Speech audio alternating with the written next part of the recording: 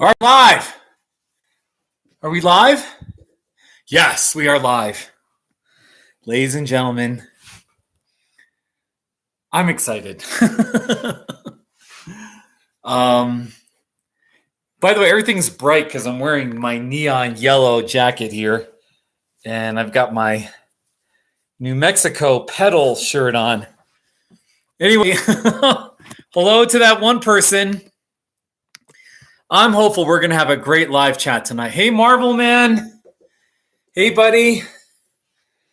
How are you doing? I've got my coffee here. Hey, Mike. Hey, Marvel Man and Mike. I'm really excited, and I'll tell you why. And Marvel, I'm glad you're doing well. I'm getting the hang of these live streams a little bit, and I included my bicycle in the live stream, and I actually have a list.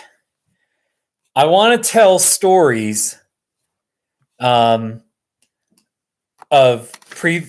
good and interesting stories from previous Bike Across America trips. So I have here's my Bike Across America card for this time. And on the back I have my notes of stories I want to tell. So I don't know, I'll wait till Yeah, you like my New Mexico shirt? I bought this. There was a summer of 2015. I lived in Albuquerque for 4 months, and there was a bike shop that sold these, and I just liked it a lot. So I'm a fan of New Mexico, by the way. I did a lot of not too shabbies there as well when I lived there. Maybe I'll show you one. But so how's everyone doing? How is everyone's weekend? Let's start with that. New Mexico, not too shabby. Here's one at the state line. Let me get the volume up here. Here's an interesting, not too shabby. New Mexico, the land of enchantment. Not too shabby. That's an old one. That's a really old one. So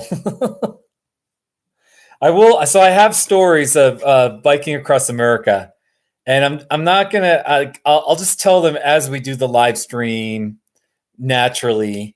I won't just read them like a boring list, So there's a bicycle shop in Albuquerque called Two Wheel Drive. That's pretty interesting. Here's one. I have another one at the New Mexico state line. Here it is. It's fog and snow at the New Mexico state line. Not too shabby. All right, there you go. Let me see what else I got. New Mexico. Oh, you guys. Oh, here's a good one. This one is a little dramatic. I don't know that I scream it, but it's a little dramatic. It's a pretty snow scene in New Mexico. Not too shabby. All right, there you go. So yeah, New Mexico's not too shabby. So New Mexico's like a cousin to Colorado, There's a lot of similarities between the two states. So, we're up to 3 people already. This is I'm pleased. I have my typical boring decaf Americano here. See that?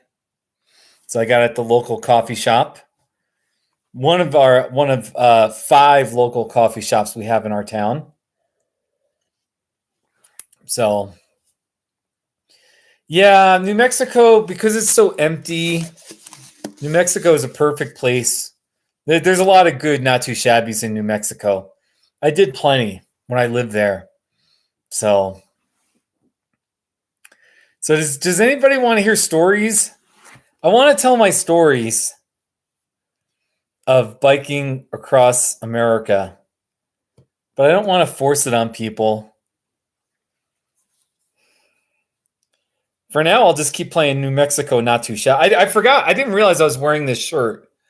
So, all right, Marvel Man, you want to hear it? Okay. Hey, Dezel Ram. Welcome. You're going to be a resident of New Mexico in July? That's exciting. I'm curious, where are you moving from and where are you moving to? What part in New Mexico? So yeah, let me tell you some stories. Seriously, I got some stories. And I just want to, it's kind of funny to say this, but I'm only telling positive stories tonight. Now, I honestly don't know that there are really any negative, super negative stories, but I've just decided I need to encourage myself. Hey, Millie. Or is it Milleen? Hey, Milleen. Wait. All right, we got a lot of. All right. Hey, Bill Rogan. Hey, buddy. Oh my gosh, we got a lot of folks. We have celebrities in our midst. Mylene. Okay, I'm so sorry, Mylene, for mispronouncing your name, but thank you, Mylene. Thank you. And then Bill Rogan. All right, we have 2 people in the live chat who are in my not too shabbies. So let me just see the first of all right. Bill, I leave Wednesday. I'm getting a car rental and I'm going I'm driving one way for 2 days to Los Angeles. And then I start Saturday morning. So anyway, first of all, here's a not too shabby with Bill Rogan, who's in our live chat section. Okay. Actually, here's one with Bill. All right, Bill, I'm going to show the one with you and Gwen here. Okay. These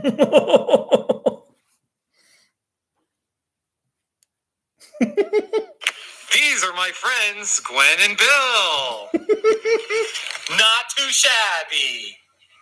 All right, that was an old one. I don't really yell at too. All right, here's a better one with Bill Rogan. Okay. And it's Bill Rogan on a boring baseball field. Not too shabby. And then Mylene, okay, the one that I have with you, do you remember the title of that one? What was the title? Because I need a keyword. Was it in front of a store? Like, I'm not sure what the title. I got to find it. The only way that I can play it is if I can find it. Here it is. It's titled Three People at a Convenience Store, and that's Mylene. All right, and I'm assuming that's your husband and your teenage son, right? So, all right. So anyway, here's Mylene here, and she was. I think she and her husband was the very first person I think ever to come up to me as a stranger and just be like, and just say, "Not too shabby." So we made this not too shabby. Here it is. It's 3 random people at a convenience store. Not too shabby.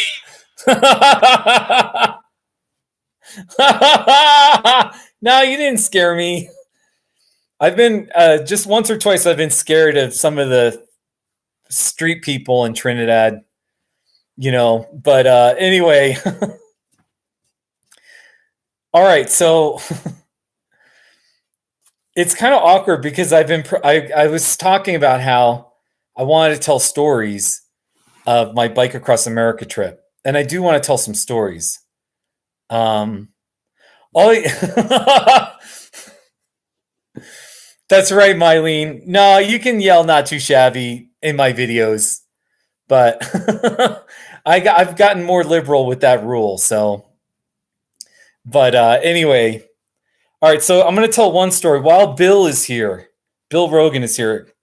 Not I'm while Bill is probably listening, I want to tell that story, and that actually was the top one on my list. So this is an amazing story. All right, let me just pull up a picture here of the day. Let's see. Where is it here? Here it is. It was day. All right, yeah, it was day 27. So here's a picture of Bill. This is in my journal. All right. It says at the top, Bill Rogan, the Babe Ruth of Friends. So anyway, all right, here's the story. So this was on my third trip 2 years ago. So I was biking in north central Texas. And I actually had a really rough day with some heat exhaustion. I only biked about 35 miles, which is not a lot for biking across America standards. And that next morning, I get on my bike and I'm headed to Abilene, Texas. I've got about 40 miles. And so I'm on the frontage road. I'm biking along Interstate 20 and there's a frontage road. Okay. So all of a sudden I see a cyclist coming towards me. All right. Now this is North Texas farm country. Ooh, see how it's like, okay. So it's North Texas farm country. I haven't seen anyone on a bicycle since I crossed into Texas.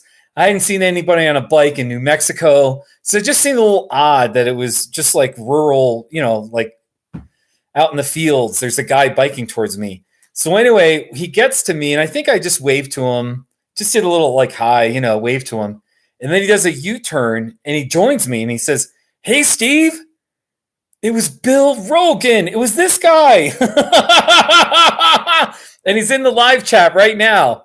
So anyway, Bill lives in Denver. He drove 11 hours one way. He drove 11 hours one way. And then he found me on the road, and he surprised me. And he brought his bike with him and he found me, kind of sped past me, or I don't know how he found me, but then he drove a few miles up and then he biked towards me.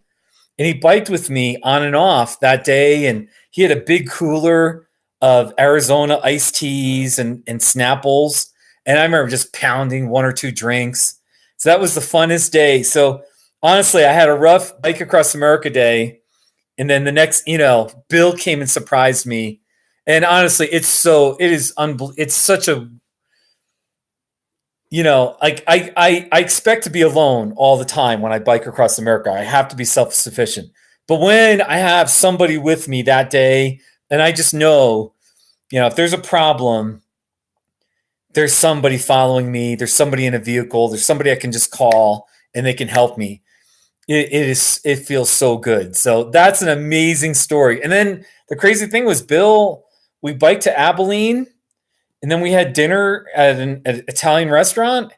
And then that evening, he left and he drove 11 hours back to Denver. And so that was just crazy. So, I mean, that's just one really amazing story. So, yeah. All right. So there's Bill Rogan there. So Bill, okay. All right. Now here's it's kind of funny. So on my journal, okay. And by the way, I'm going to type the journal. Here's the web page. It's called bicycletrip.net. And it was a 53-day trip, and each day has its own photos, okay? So it was day 27 that Bill surprised me on the road. Okay, I'm not sure if you can see that. It says day 27 up there. Bill plays old guys baseball. He played in college. He's a minor league baseball manager. And, he's still into baseball. He's not that old, but I guess it's like 48 and older or something like that. So anyway, his number is always number 27. All right. So he plays in this league. So then it was also day 27. So, how in baseball, they retire numbers if you're really good. So I just made a decision. I said, there will never be another day 27. I'm going to retire that number. So for forever, for eternity, any bike across America trips I have, it'll be day 26, and then it'll be day 26B, and then I'll go to day 28. There will never be another day 27. That number, Bill's number is retired because he, It was so generous to drive 11 hours to meet me on the road. So that's just a little story about Bill. So that's right, number 27. You could probably just call him number 27. So so anyway, that's just one pretty amazing story if you ask me. So does anybody have any questions for Bill? You know, it was so generous. I've had a lot of people drive an hour to meet me, or I'm trying to think what's the second longest somebody has driven to meet me on the road. Maybe Dave Ortiz drove about 3 hours once. That was on the first trip. I don't know, but 11 hours, come on, man. So that was just really generous. So, in fact, let's do an air. I did a not too shabby while Bill was riding with me. And here. So he was riding with me, and I made a not too shabby. I don't know how good it came out, but here it is. Biking with Bill Rogan. Not too shabby. Bill, what was up with those socks? So, oh hey, tell Gwen I said hi. Yeah, tell Gwen I said hi. I still have her sunglasses and some of the gifts she gave me from your visit. So, and here's an interesting thing. I think when Bill visited me, Bill did sort of like a makeshift not too shabby. And when I used to live in Buena Vista. So here's his not too shabby. This is a good one. We ate at Jan's restaurant, a fine meal. We're down here at the Arkansas River, the mountains, the sunshine, beautiful Buena Vista, Colorado. Not too shabby.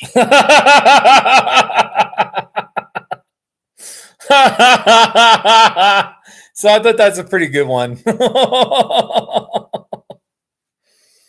So, Milene, do you want to see any Trinidad? Since I'm assuming you live in Trinidad.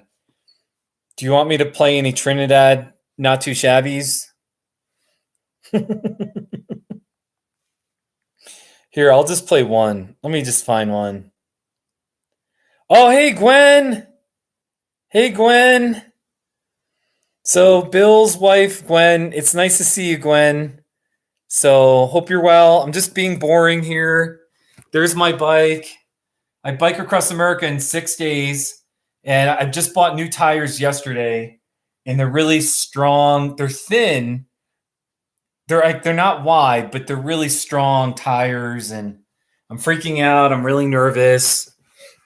And all of my clothing will be high visibility, bright yellow, including my socks. I even got socks that are high vis yellow.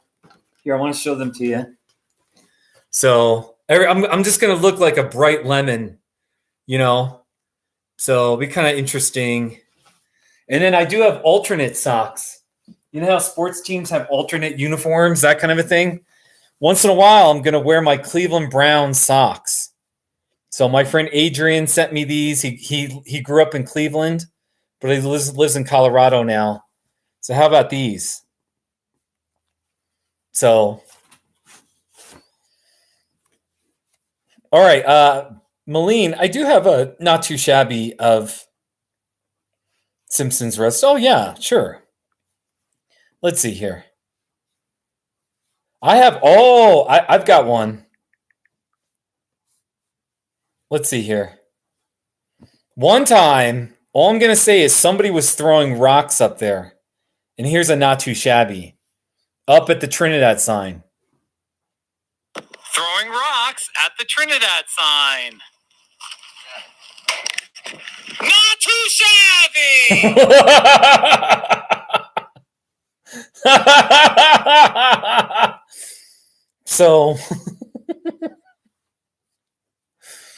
So what I usually do is I talk, but then if it gets a little slow, I just pull out my phone and I play some not too shabbies. So, all right. So Malene, you asked a good question. What inspired me to do my first ever bike trip? And how old was I? It was 2008. I was 36. And what inspired me? I'll tell you what inspired me. I started riding bikes when I was about 30, 31, and I realized how good the fitness was, the cardio. I really loved the fitness, and it was a little better than running. You can go a farther distance on a bike compared to running, and then there was one summer of 2003, I biked across Colorado, and it was like I took a week off work and an extra weekend or something, and I biked across Colorado. And yeah, I had a friend drive me. At the time I was living in Colorado Springs, and he drove me to the Colorado Kansas border. There's a little town called Canarado, Kansas. So he drove me out there and he just left me there with my bike. And then I had a bike back to Colorado Springs, and and then I finished at the Four Corners Monument. After that, I thought, if I can bike across Colorado, if I can do one state, and a hard one at that, with mountains, why not bike across a succession of states? So that's how it all started. So there's my answer there. So let me find more Trinidad. I'm gonna play more Trinidad. I think I got another Trinidad. Not too shabby at that. Let's see here.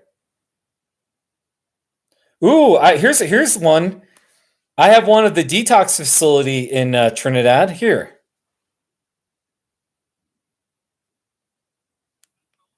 Oh wait, Not too shabby. It's the detox facility.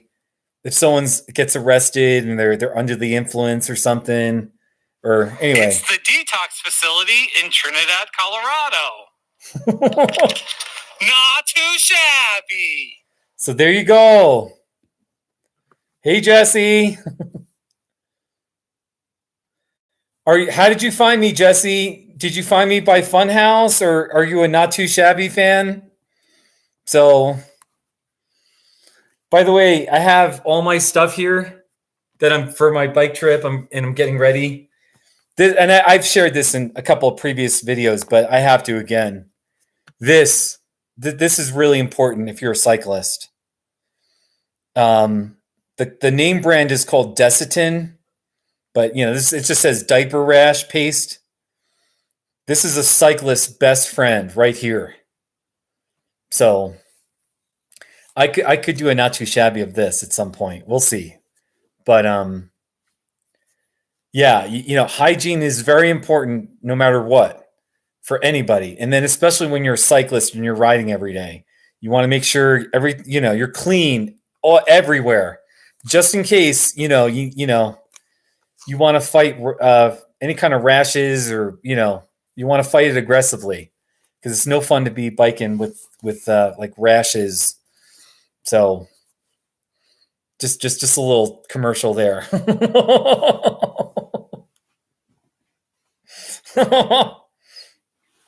Yeah, Jesse, my jalapeno cheddar bagel video made it on Reddit.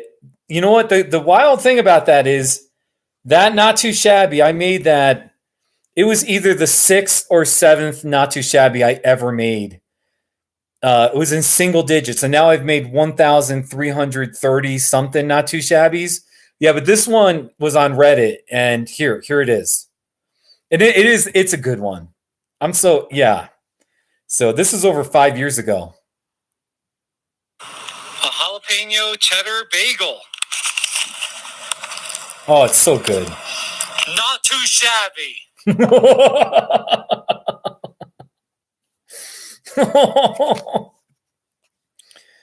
All right, so does somebody else want to hear another story? Like a good story or something? I'll tell you another. Can I tell another Bike Across America story? Let me think. Which one should I tell? Yeah, no, yeah, Bill, you got to be careful. Hey, Aaron, thanks for coming in. Yeah, Bill, seriously, it's probably the same with baseball, or I don't know, but seriously, yeah, you don't want any rashes in your personal area or just anywhere you're biking and you're sweating. So you just got to be really clean. You just work really hard at being clean. And then you've got this. This is like the Reggie Jackson of beating rashes right here. You know, it's your cleanup hitter. You know, when you need a big hit, you need some RBIs, you know, right here. So I didn't get the Desitin name brand because it was $3 or $4 extra. So I just got the cheap, you know, generic brand here. But anyway. All right, Milene, you ask a good question. What's the most bizarre thing that has ever happened to me on a bike trip? All right, there's one time. All right, so here's my bike. I'll tell you a story. On my very first bike trip, I had this bike back wheel. This is called the rear derailleur. It broke off my bike, and I was biking in the California desert. Kind of getting close to the Arizona border, and it broke off. And essentially, you can't pedal. You can't pedal. So, and then, you know, I was biking to Blythe, California, which was about 35 miles ahead. I had to hitchhike. There were no towns. There's nothing. So I stick my thumb out, and the very first truck that passes me stops and picks me up. So I got a ride to Blythe, and then it was actually this is all in my book. I'll promote my book in a little bit, but it was really funny because I got in the truck, and I quickly realized these people, they barely speak English, you know, but they were friendly enough, and they were like, here, you know, put the bike in the back. I mean, their English was poor, and obviously my Spanish is poor. So for about 30 miles, they're flying in the desert, you know. And then there was like one of those like immigration checkpoint kind of things, because we were kind of close to the border. And it was just the funniest thing. So I was in the back seat of the truck, and I just sort of leaned forward. I was just, because they were just talking in Spanish to each other, just casually, you know. And then we get to this little checkpoint, and I could just kind of see they pulled out their wallets, and they had like some kind of like legal, it said something like legal alien status, or I don't know what it was, but you know, they were they had some kind of status that they showed to the guy, right? And then the guy was like, well, what about you? And I just was like, well, I'm hitchhiking because my bike broke down and this happened, and I don't know these people, blah, blah, blah. You know, and then the guy got kind of annoyed, and he just said, well, are you a U.S. citizen? And I was like, oh, yeah. He was like, okay. You know, he was just a little irritated with me. So anyway, and then what happened was I got to Blythe, California, and there wasn't a normal bike shop in Blythe, but there was this, it was like I don't even remember what it was. I think they sold lawnmowers or four-wheelers. It was sort of this like little four-wheeler dealership, and then the owner just had this little bicycle operation, this little bicycle shop operation. And I was so worried because I didn't know if he could fix my bike. And then the day I got there was Sunday, and then on Monday they were closed, so I had to wait another day, and I was really nervous that they wouldn't have a derailleur to put on my bike. Anyway, it all worked out, but that was one sort of bizarre thing. Maybe that's not bizarre, but it's one memorable story. And it's actually on my list here. So I kind of integrated your question. So, but yeah, like being stranded in the desert and knowing it's like, well, I can't walk 30 miles. I have to hitchhike. You know, my bike is broken. And, you know, that's kind of where the adventure starts. So it's just a little crazy. And then I had to hitchhike once on my third trip as well. I'm not sure about my second trip, but, you know.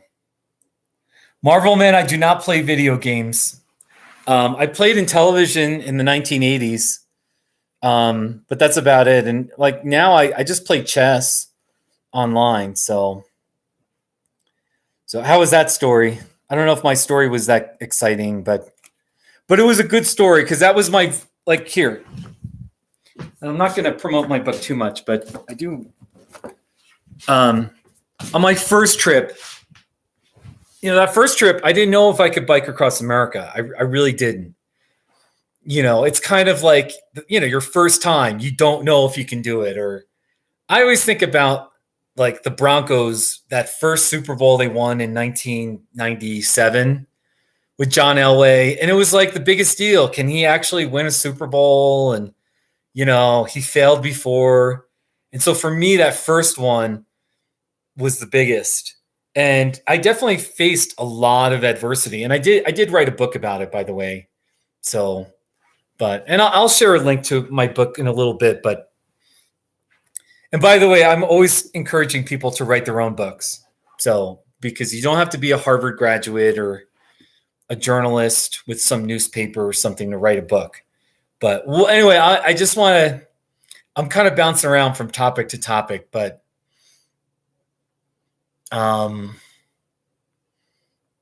yeah, just, I forgot my point, but overcoming adversity. It's a good thing. So, hey, Wind Mechanic. All right. So, Mylene, here's how I got to Trinidad. I actually I've been a Coloradan for 21 years. And then what happened was I moved to Albuquerque in the summer of 2015 for a contract job as a mental health therapist. And when I got down there, he pretty much didn't have much work for me. It was really disappointing. I'm not mad, though. It was kind of meant to be that I went down to New Mexico. Anyway, what happened was, so I started applying for jobs again. And I started applying for jobs back in Colorado. And there was a job in Trinidad that was kind of a traditional mental health job. And I worked at the clinic on Indiana Avenue or Indiana Street up there, up on the hill. And it paid really well. So I took that job. So that's how I got to Trinidad. And then after about a year, I quit that job because even though it paid well, I was so miserable.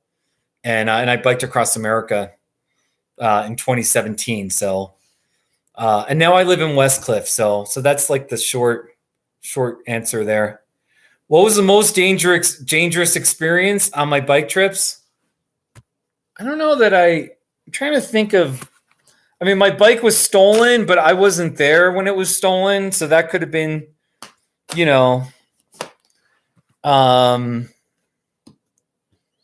don't even know that I had any really close calls with cars. I definitely had, on my second trip, there were 2 or 3 vehicles that either slammed their horn really loud just to scare me, or even on the very last day, I was in Brunswick, Georgia, and there was I think she seemed like a young girl, and she was just annoyed that I was on the road, and she honked her horn, and I was at a red light. And but I don't know that I really had any dangerous. I'm trying to think. I'm not sure I had anything really dangerous, but that's a good question, though. That's a good question. Oh, and I did have some loose dogs. I mean, even that, maybe, Wind Mechanic, you bring up a good point. Yeah, I had some loose dogs kind of chase me, and I never got bit or anything, but there were a couple of times where it was like, boy, this is scary, So anyhow, all right, I don't know, I don't know how this is working out with telling stories. I hope it's good. By the way, I've got 8 people in my live stream. Usually I only have 2 or 3 or 4. So 8 is a bonanza. And mind you, big time celebrities will have 1,000 people, or I did find this live stream where it's a woman who's an engineer of a train in Norway. And so she just has a live stream of the train traveling on the tracks, and it goes through mountains. It's the most fascinating thing. And she had about 120, 150 people.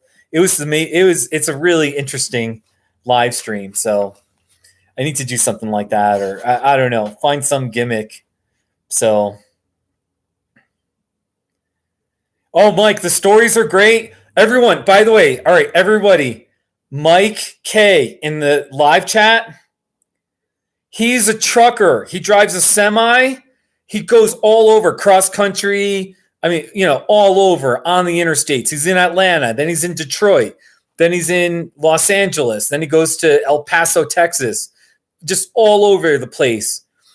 He's going to meet me on the road. We're pretty sure because a lot of my route either goes along an interstate. It's going to be likely that he's going to have a load where he can meet me on the road, and he has a bike with him that he carries in his truck. So he bikes sometimes for exercise because obviously when you're driving, you're sitting the whole darn time. So anyway, hopefully we can bike together. Or I'm so excited. Mike, I just want to see your truck. I just want to do a not too shabby of your truck. And actually, Mike, I can show a picture of your bike and your truck. So anyway, that's just going to be. I really hope to meet Mike. Let's see here. Let's see if I can find. So, and then I promise not to hitch a ride, like from Mike. Although I'll be tempted, but let's see here. All right, here's Mike. Mike, I'm just going to show your bike. Bill, I don't know if I'm going to live stream. I probably will do some. It won't be like this. Recently, I've been doing live streams almost every day or every night for an hour or two, and it's really fun. And I think I score points with YouTube too. But maybe I'll do it'll depend. If I'm in a motel room and I actually have some energy and I'm in the mood, maybe it was a good day, then I'll do a live stream. Let's see here. Yeah, all right. Here's Mike's truck. That's Mike's semi. And is that a folding bike? Is that what you call it? A folding bike? So, here it is.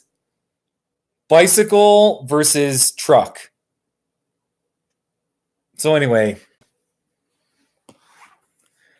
So yeah, anyway, Bill, I'm bouncing around, but Bill, I probably will do some live streams, but maybe not as long. All right, so yeah, trucks are definitely pretty cool. All right, so let me tell you another story. All right, I want to tell this story. This is from my last trip. All right, I'm actually going to show you a picture. I was biking in Mississippi. Mississippi is like Mississippi.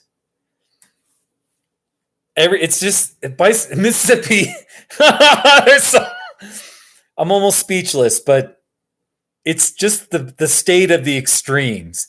It's the nicest people, but it's one of the hardest states with, the roads and just anything. I had the most flats in Mississippi. But then it's the cheapest motels. It's kind of known as a poor state. So let me just I want to show you this picture. Here it is. Okay. So for about the entire 200 miles going across Mississippi, all right, I was already 2/3 done. I was headed to the Florida coast. For about 200, nearly in the entire time, for about over 200 miles, the highway looked like that. 2 lanes in my direction, and then there's a median, 2 lanes going in the opposite direction. I had no shoulder except maybe 6 to 9 inches. That's about it. Maybe a foot, but okay. And then you just had this rumble strip right on the line. Okay. So because I was in mostly rural Georgia, I would stay just left of the rumble strip. Okay. And I would just watch on my side view mirror to see when cars were coming. I would just kind of do a little quick peek, make sure they're kind of going around me. There weren't that many cars, so most people could go around me without a problem. Every once in a while, there would be a cluster of vehicles, all driving together. And then I usually would sort of hop onto that little slither, and the cars would fly by me, and it was a little scary. And of course, when you're on the rumble strip, you're shaking. All right. So 10 miles in, 10 miles in on one morning, I'm getting close to Hattiesburg. I'm only about 10 miles from Hattiesburg. All of a sudden, that highway, just like that, there's so much traffic. There were so many cars. I don't know what was going on. It was like 9:30 in the morning, and rush hour traffic should have been done. Suddenly, it felt like New York or Chicago, just some massive city. There were so many cars. So then I was constantly on that little slither, and then I would try to get back on, but then there were more cars. It was just downright scary. There were cars slamming their horn at me, and people just not happy that I was on the road. Anyway, it was the most stressful 10 miles of biking. All right. And then finally, I'm getting to the outskirts of Hattiesburg, which is like it's a city, but it's kind of I don't know how many people live there, maybe 60,000, maybe 100,000, but it's not huge. All right. So right where there was shoulder, there's a guy pulled over. All right. There's a guy pulled over. There's a picture of him. All right. And from a distance, I could see him. And at first I was like, oh no, he's going to I already had a bunch of people honking at me. In Mississippi, they're not used to seeing people on bikes that much. All right. So I'm thinking this guy's going to lecture me about how I shouldn't be on the road. You could get killed out there. Just, whatever. So, all right. As I'm approaching him, I'm just rehearsing my lines about how I'm getting all defensive, what's he going to say to me? If he says this to me, I'm going to say that. If he says this, I'm going to say that, and I'm getting all. So we get to talking. And of course, you know what? He actually is just this nice old retired guy. He was a professor at the University of Southern Mississippi. And he just said, you know what? If you go to this restaurant and it's in this part of town, you just tell them that Dr. Folk sent me, and you'll get a free meal. And I think he said some relative owns the restaurant. And I was just like, oh, thank you so much. And he just said, you just say the word, say Dr. Folk sent me, you'll get a free meal. So I was like, thank you, sir. So I got a picture of him. So that's and I don't know that I ever had that happen on any of my 3 Bike Across America trips. I have had generous people do nice things, but not offer a free meal and just pull over on the side of the road. And so anyway, that's just a really funny story, because I'm telling you, in Mississippi, I hardly had anybody slam their horn at me. In California, Arizona, New Mexico, most of the roads have shoulder. I'm way on the side. Nobody's annoyed with me. It's pretty rare. It was just rare that anybody hit their horn. I remember when I got to Louisiana, in the southern states, they're not used to seeing cyclists that much. Exercising, I don't know. Maybe I shouldn't say exercising, but definitely riding bikes on roads isn't as popular, and people aren't used to seeing it. So people are like, what are you doing on the road? Get out of my way. Honk.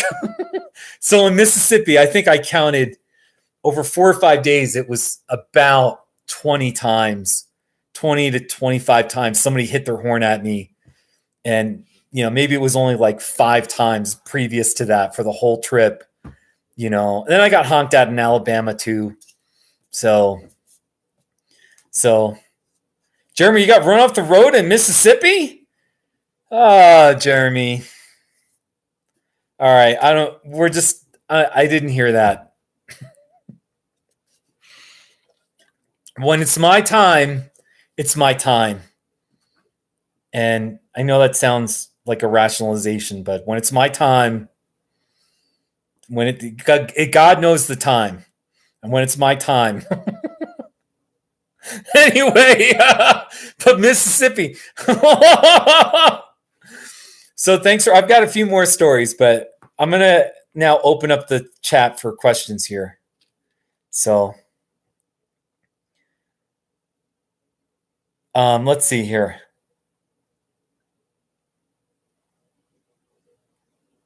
All right. Did this question already get asked? Is it possible to live stream as I'm biking? Oh yeah, I can definitely live stream. I don't know how much live streaming I'm going to do. Don't put too much pressure on me, but I can do. First of all, I'll be making videos every day, and videos where you do the video, you upload it when you have internet, usually in the evening. I'll be doing that every day. I'm not putting pressure on myself, but I should be making a not too shabby video every day, at least one usually. So, but I should do some live streams too. So, but it won't be the same because I won't have the ability to I won't be able to interact. So, but maybe we'll see how the live streaming goes. So, but can I tell another Mississippi story? And Bill Rogan, if you're still here, you've already heard the story, so I'm sorry. See, I've done about 35 or so presentations where I have a slideshow, and I sell my book at the end, and I talk about how you should follow your dreams, and I tell some stories about what it was like to go cross country. So Bill has gone to about 3 of them. I'm guessing 3. I don't know how many, but a few. So Bill's heard some of these. But anyway, this is another Mississippi story. So in this one, I biked across the Mississippi River. I was in Arkansas to start the morning, across the Mississippi River. And then I'm in Mississippi. And again, the roads were there wasn't a lot of shoulder. And the roads were kind of crumbly. Mississippi, you got to work on your roads. Anyway, so I had 4 flat tires that day. I would bike 10 miles and then I'd get a flat tire. So, yeah, Marvel. Here, wait, hold on. Marvel. Here's my book. If you want to read about it, here's my Amazon link to my book. Okay, I'm going to talk about my book in just a little bit, but we can talk about my book anytime. Anyway, I had 4 flat tires in one day in Mississippi. There was one day I went that morning I went about 10 miles. Then I had a flat tire. Then I went about 8 miles. I had another flat tire and I fixed it again. I rode about 20 miles. And I remember it was a stretch where there was no shoulder. I was so stressed out. I go 20, 22 miles, something like that. I get another flat. So I'm fixing another flat. It just seemed like there were a lot of things stopping me. And then I finally got a 4th flat. And it was near a gas station. And I fixed the flat and I biked to the gas station. It was only like another mile. And I wanted to bike really far. And I only biked about 65 miles that day. And I know 65 is still pretty good. Anyway, I'm at this gas mart.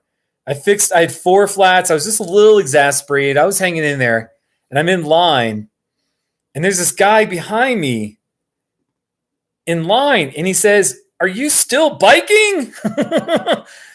And I turn around. I'm like, "Yeah." He said, he told me, he said, "All morning I've been working. I have a delivery truck. I've been driving up and down the highway in this town, that town." And he said he kept passing me, and he would pass me here. And then 5 miles ahead, he'd pass me again. Then an hour later, he'd come back and he saw me again. And, 20 miles down the road. And he just said, I knew you were hardcore, whatever you were doing. And so I was like, thank you. And that was, I think, the first time I ever had a driver say he saw me, on the road and just directly encourage me, sharing how impressed he was that, and I remember I hugged him and I said, "I'm so sorry I'm sweaty, but I got to hug you." And I got a picture of him. So that, so right now I'm just sharing happy stories because I need encouragement and I'm nervous. But so, Bill, you're so nice. Thank you, Bill. And thank you, Wind Mechanic. So I just want to say a little bit about my book. Actually, I just got to be honest with you. My angle is this. I encourage you to write your own book. You have to write your own book. Bill Rogan in the live chat has written like 5 or 6 books. He can tell you how rewarding it is to write, to become an author and have a book signing, or, you know, you have somebody come up to you. I've had strangers come up to me because my book is in a number of libraries all throughout Southern Colorado and in my town library. I've had a few people in my town come up to me and be like, hey, did you buy? I think I've read your book, you know, and it's like, wow, you know, and then they tell me they like the book. So, but I do believe, I really do believe that everyone has a story to tell.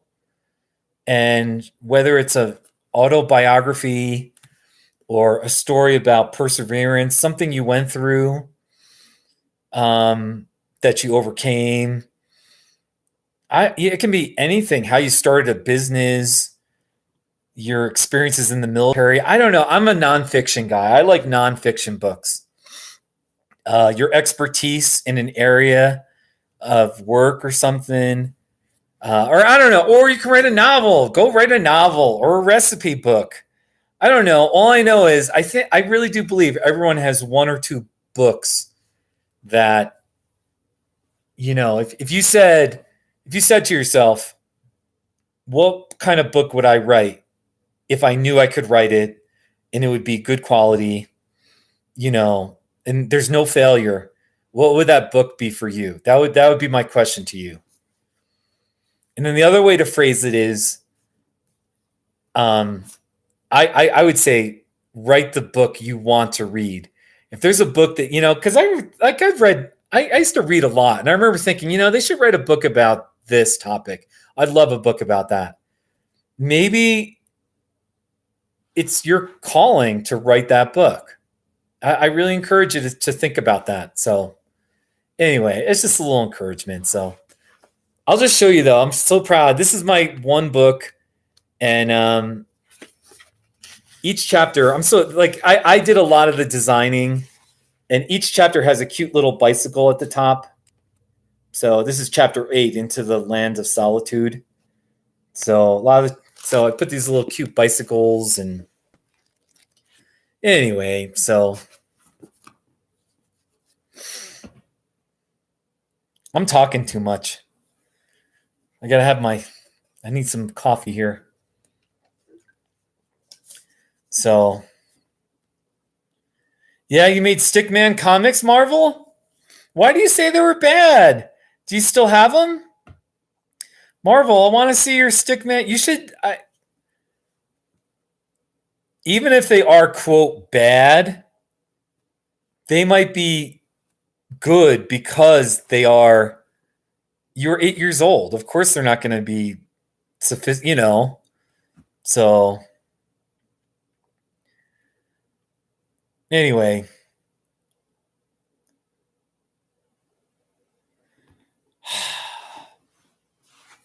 by the way, I have Mississippi Not Too Shabbies. Since we've been talking a lot about Mississippi, here's my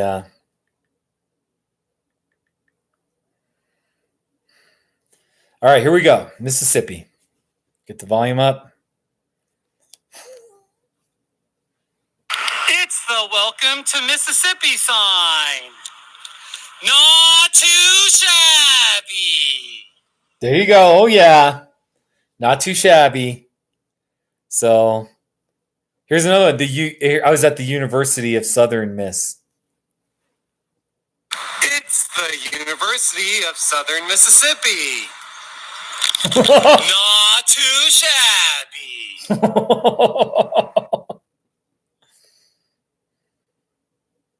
Yeah, no, Wind Mechanic is right. Marvel, your comic, I still hope you have your Stickman comics, because they might be really cool. And someday you might look back and be like, yeah, I was 8 years old. What do you think of these? And they might be really funny. I just want to encourage you with that. So Yeah, Bill, you did do a book. Oh, Bill, all right, you want to see that?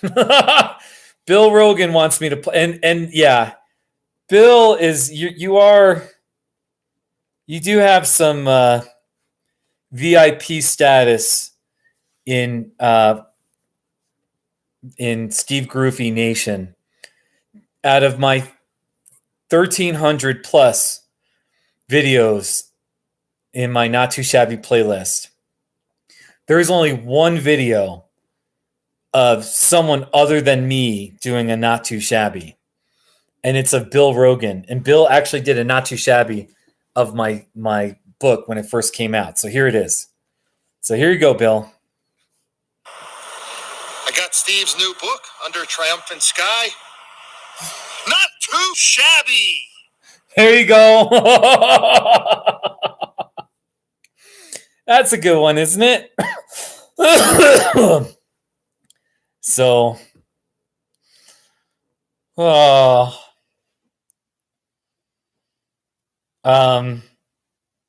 here's just some random ones that have just popped up. Here's one. It's Pick a Pepper Sauce. Not too shabby.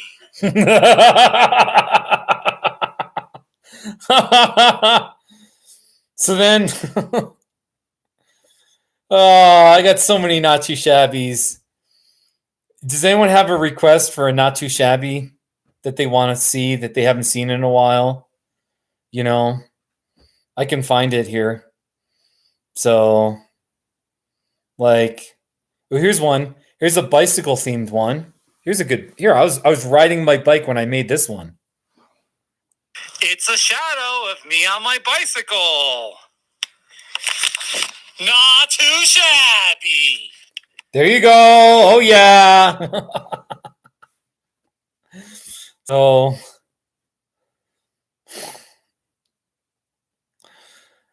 I have done a Not Too Shabby of 10 copies of my book. Here it is. It's 10 copies of my book. Not too shabby. Oh, you guys. So how was everyone's weekend? On a scale of, I don't know, on a scale of 1 to 5, 5 being 5 was the best, 4 was very good, 3 was average, 2 was bad, 1 was terrible. What was your weekend like? Give me a number. And I can play in icicles. I can certainly play some icicles for you, Mr. Rogan. Let's see here. Oh, I got a bunch. Look, I've 3. See I've 3 Not Too Shabbies with icicles. Isn't that nice? But here's the one. Here's the one that everybody likes. You'll see why. It's Pretty Icicles. Not too shabby.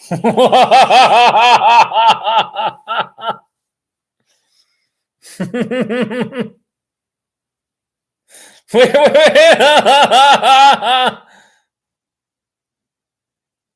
What, Milene? What, you were knocking down icicles? That one was at the Indiana Street, my ex-employer, 407 Indiana Street in Trinidad. So, yeah, all right. This one always comes up, and it is a special one. This is just a special video that makes me happy. Bill, you had a 5? What did you do that was so amazing to get a 5 out of 5? I'm just curious. Not that I'm not questioning you per se, but you know.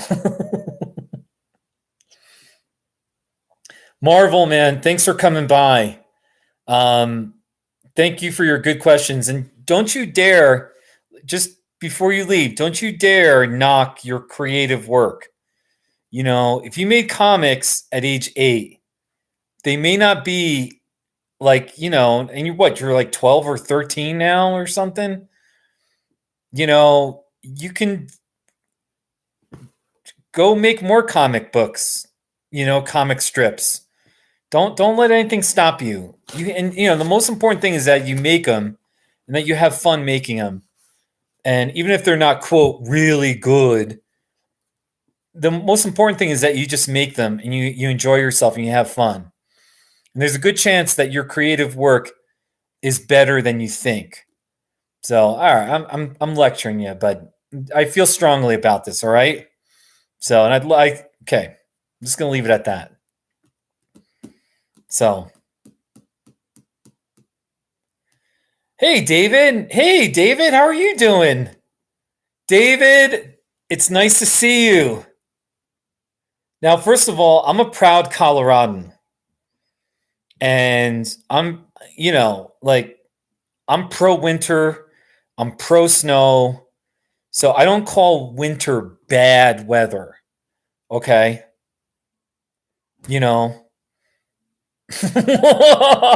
But in general, I do have lots of snow. People generally don't like snow. So I do have, quote, bad weather, but for me, bad weather is when it's sunny and 80 degrees. I don't like that. I'm pro winter. So I get depressed in the summer. In summer, I get the summer blues. That's the time to hunker down and, complain about the weather. So, but all right. I've just gone off on a tangent. My proud Colorado attitude just came out right there. Okay. So, but anyway, all right. I just want to show this video of somebody mentioned my friends came. This is 6 years ago. My friends Mike and Joe pulled up in their 1959 Cadillac. I had a 64 Cadillac for a while, so we connected and bonded. And anyway, they pulled up and they hit their horn, and it was a really loud horn. And it's been watched 17,000 times. So here it is. Go ahead, hit the horn. It's really loud.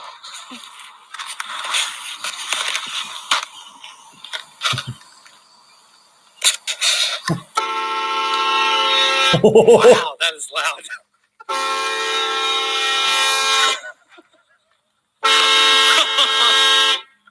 That sounds like a train. That sounded like a train. All right, hit it one more time. That's enough.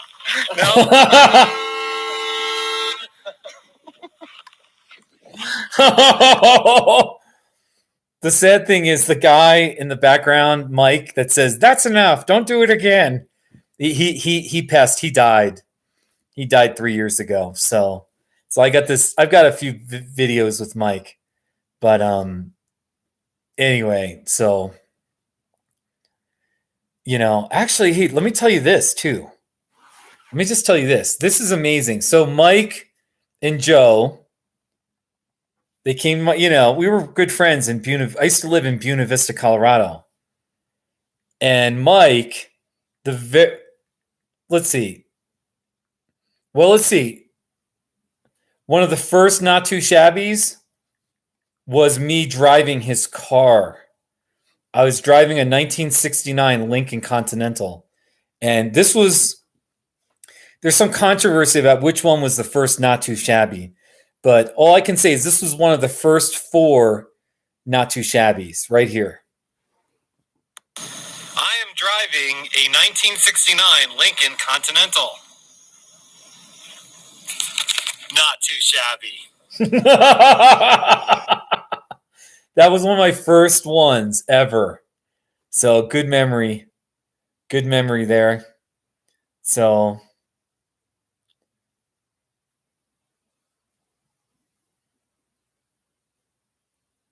Oh, you what? Mylene, you did Mylene, you did a...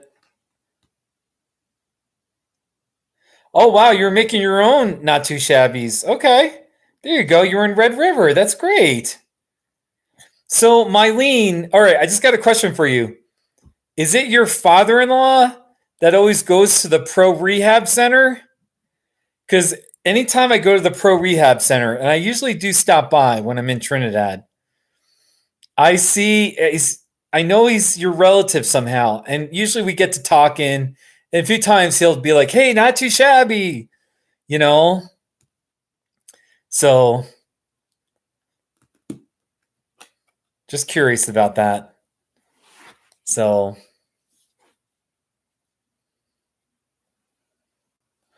and then by the way, so they have videos of a guy that put his like a train horn on his car, and then he scares people with the train horn. This is kind of interesting, but anyway.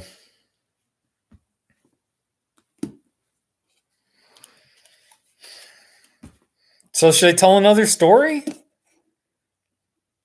I'm Mike K. Are you here? I'm curious if Mike is here.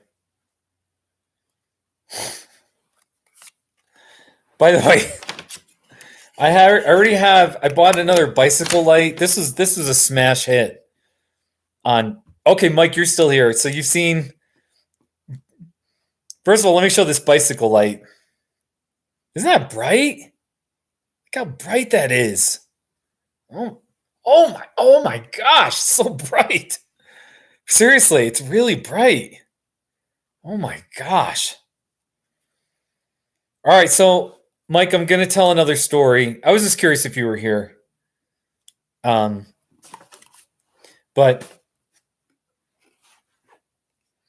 yeah, I've got a seat post. Yeah. All right, so here's a story. On the back, this is a simple story, but this made me really happy. On the back is this picture of me with my bike. And that was in 2011. That was my second trip in 2011. Okay. I have that picture as my thumbnail for my Twitter page, my Twitter profile, and it's on my Facebook. I don't know why. I just like it. And I don't like changing my profile picture that much. But on that day, I was in Oklahoma. I was biking across Oklahoma, west to east. And I was in southern Oklahoma. And there was just a day where I was really tired. I didn't feel like riding. It was just one of those, there's just some days where you get up and you just know it's going to be a good riding day. And then there's other days where you just don't have it. And then so I biked about 10 miles. And then I was going west to east, and then the road turned south. And there was an insane wind coming from the south to east. So there was about a 5-mile stretch. Maybe it was like 3 miles where I had this. It was the road was flat, but I had this maybe 20, 25 mile an hour wind against me. And I'm biking into it. And I remember I was going like 6, 7 miles an hour. It was like I was just biking uphill and it was flat.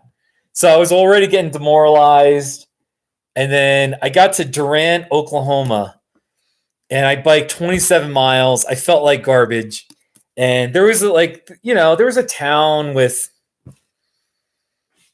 there's some fast food places and whatever. And there was a Days Inn, or I forget what kind of Best Western. It was a Best Western. Anyway, I just thought, I don't think I should stop, but I'm just going to ask what a rate is, because maybe. And anyway, I walk in and the manager, she was just asked. I told her I was biking across America, and she said, because you're doing this thing, and I had a charity for that second trip. She said, I'll give you a room for free. And I was so happy. I was just, anyway, and it was a really nice Best Western, type motel, hotel. And in front of my motel room door, or just somewhere like right in front of the window, I got that selfie.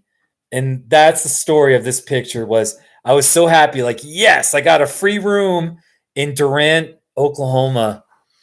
And it's those little things that people do for you that can really make your day, especially when you're biking across America and you have a nice conversation with someone, or just somebody helps you when you need help, or I don't know what, but that kind of stuff goes. It's just yeah. So, hey, Amy, Amy, is this the Amy that lives in Colorado City or Rye?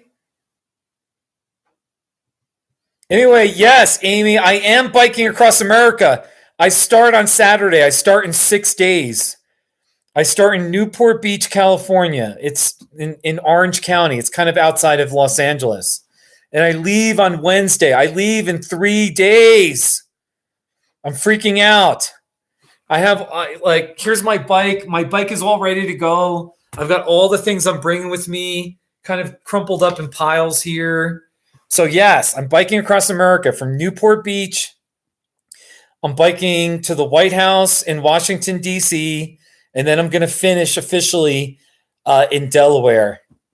So, absolutely crazy. So, yeah, Mylene. Actually, oh, okay. So he's your father, Mylene. Okay. I'm going to show you. I just did a mural. I was in Trinidad a few days ago, or like 5 days ago. And here's a not too shabby I did of a mural. Here's a recent not too shabby I did. I mean, it's nice.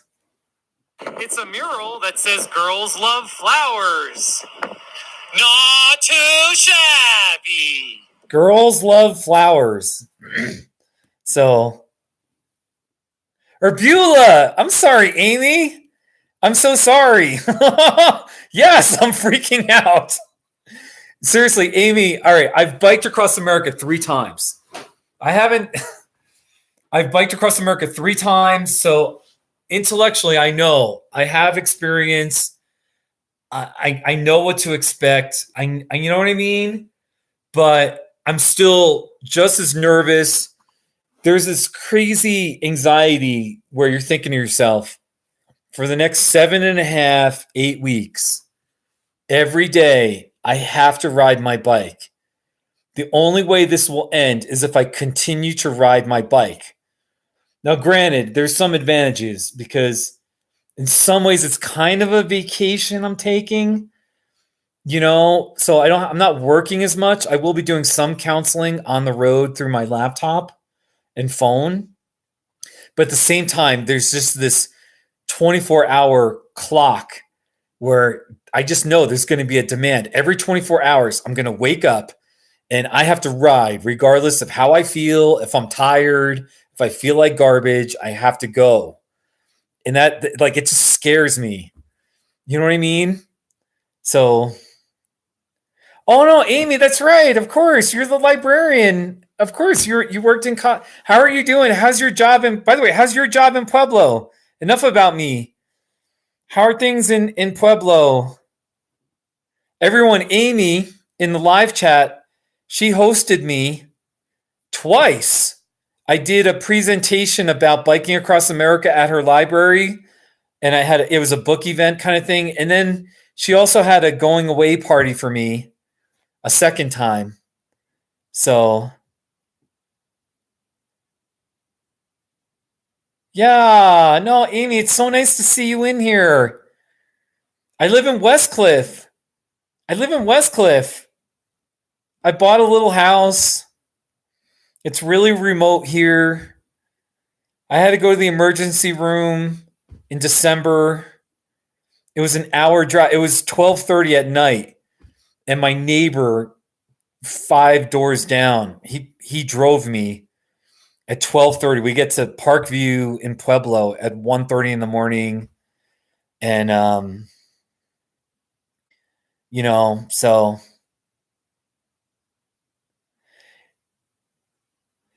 Mylene, you and your dad had lunch? That's so neat. Okay. At the Los Animas Grill. It's an interesting place in there. So it's an interesting place. So anyway, just know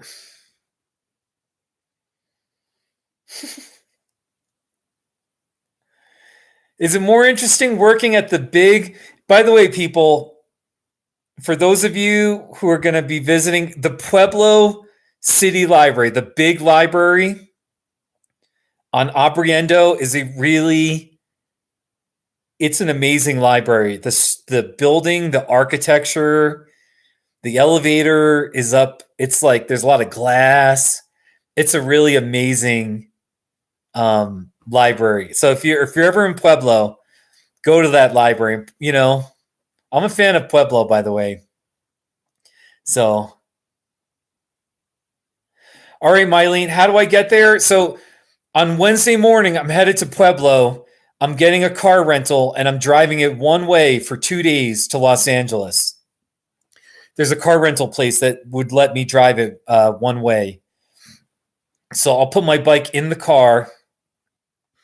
You know, I'll probably have to take off the front wheel or something and to get it in. And then so I'll get there Friday morning. And then Friday, I'm going to be staying with my friend. And Saturday morning, we start biking. So, yeah, no, Amy, I'm really lucky for good neighbors. Yeah. There's like friends. Then there's good friends. Then there's call your friends at midnight. Please take me to the hospital, friends. And yeah, no, I've got some good friends. Yeah, no arguments for me. So, oh, Mylene, your brother got married in Westcliff. That's nice. The thing about Westcliff is it's a little boring. It's a little boring in the winter. There's just nothing going on. There's not much going on. It's hard, man. But I'm hanging in there, you know. So I've been so hey, I think I'm due to tell another story. If do you want to hear another? I've got like my list of Bike Across America stories. And I think I'm due to tell one. So some are just kind of straightforward. They're not too exciting, but here, I'm going to bike across Collierville. Let's see here. All right, can I tell a story? I'm just going to tell a story. On my second trip in 2011, I biked across the Mississippi River, and then I biked through and across. I biked across Memphis. I kind of biked into Memphis, and then I went south. Then I went straight across Memphis and some other suburb and another suburb. And then my friends live in Collierville, which is sort of on the southeast suburb of Memphis. And it's a nice suburb with nice big houses. And my friends met me on the road, and they made a video, and they've made a bunch of videos. And I actually biked all the way to their house and into their driveway, and I stayed with them for a couple of days. So here's just the video. So this is a sweet memory of a video. All right, here's another one at the stop sign. I guess Here's Crazy Steve. Here's Crazy Steve. We're catching up on him. Hang it right. There you go. It's us, Steve. It's us. Crazy Steve at it again. Crazy Steve, the second time. Biking across America. I think it's the third time. You think it's the third time? Yes, Here he comes. I can hear him. He's struggling. You're almost there. You're almost there, Steve. You're almost there. So there you go. Just videos like that where, and I biked right into their driveway and they were blown away. And they took me out for barbecue. So it's just those videos you get. So,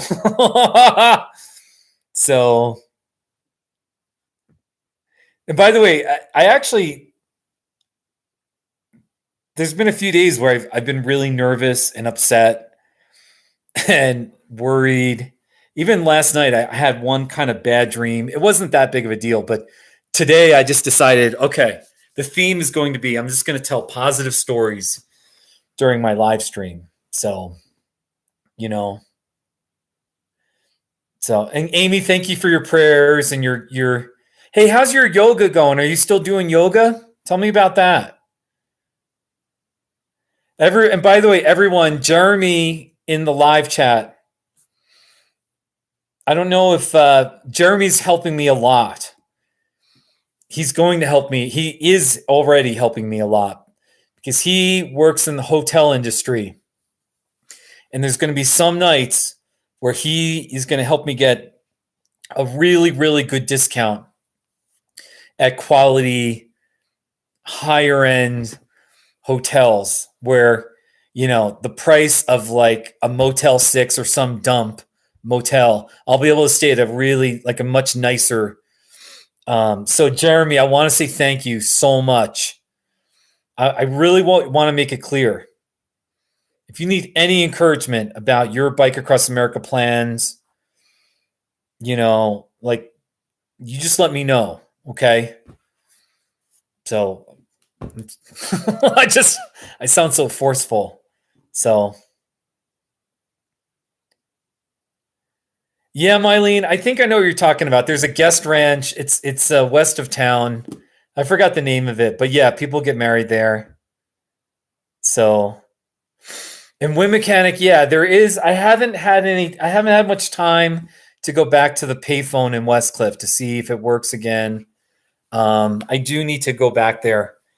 Probably when I get back, because it's not going to happen in the next couple of days, but if you remind me in May, okay, and you have my phone number, so just text me.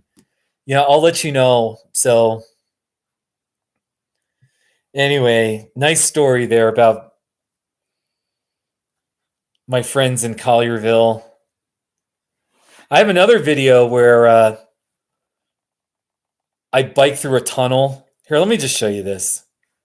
It's not too, but there's a tunnel about 35 miles east of Phoenix on a major 2-lane highway kind of a thing. Yeah, Bill. Here, wait. Let me show you the cinder blocks. Since we're talking about bad motels. Here we go.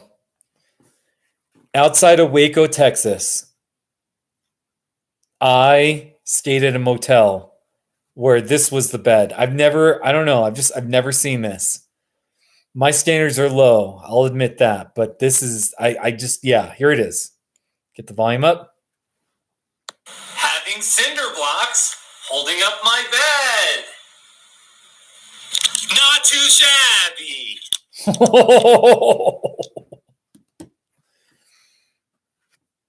Unbelievable.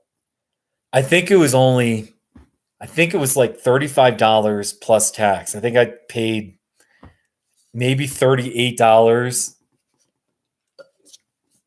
And so and it's funny, but it's definitely not funny kind of a thing. It was a dump of a motel. It was still okay for my standards, but that night there was some craziness. There was a crazy domestic violence thing going on, I think downstairs and a couple of doors over, and I could hear it. And it was, unfortunately, this guy and this woman yelling, and then you could hear the violence, and then the cops were called, and and it all happened around 12:30 to 2 in the morning, and it was nuts. It was just nuts. So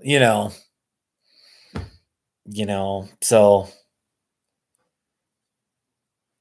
anyway, let me show. All right, I don't know how I'm doing with telling. I feel like I'm doing okay with telling stories, but I still feel like there's more to tell. I'm just going to go through my journal here. Again, bicycletrip.net is the journals of my 2017 trip. I don't know. What should I tell you? There's one last story on this. Oh, actually, since we're talking about dingy motels, on my very first trip. It's in my book. If you've read my book, you probably will remember this. I got to this town called Carrizozo, New Mexico. Carrizozo. It's kind of south central. It's kind of near Alamogordo. It's like an hour drive north of Alamogordo. So I get into town, and there's only maybe a few thousand people there, but there were a few motels because it was a little touristy. And I get to the main junction, and there's like an old looking mom and pop motel on the left. It looked dingy, but I didn't care. I just said, I'll go for it. It's fine. So I walk in, and first of all, I give my credit card, and the card wouldn't run. And it was really weird and awkward. And it was a young girl that was behind the counter. It wasn't that unprofessional, but there was just something unprofessional. I don't know how to explain it. And there's a baby crying in the back, and all right, whatever. So anyway, they couldn't run my credit card. So after it was like 5-10 minutes, I just said, well, can I just get my room and you can figure it out later? And she said, okay. So she gave me a key.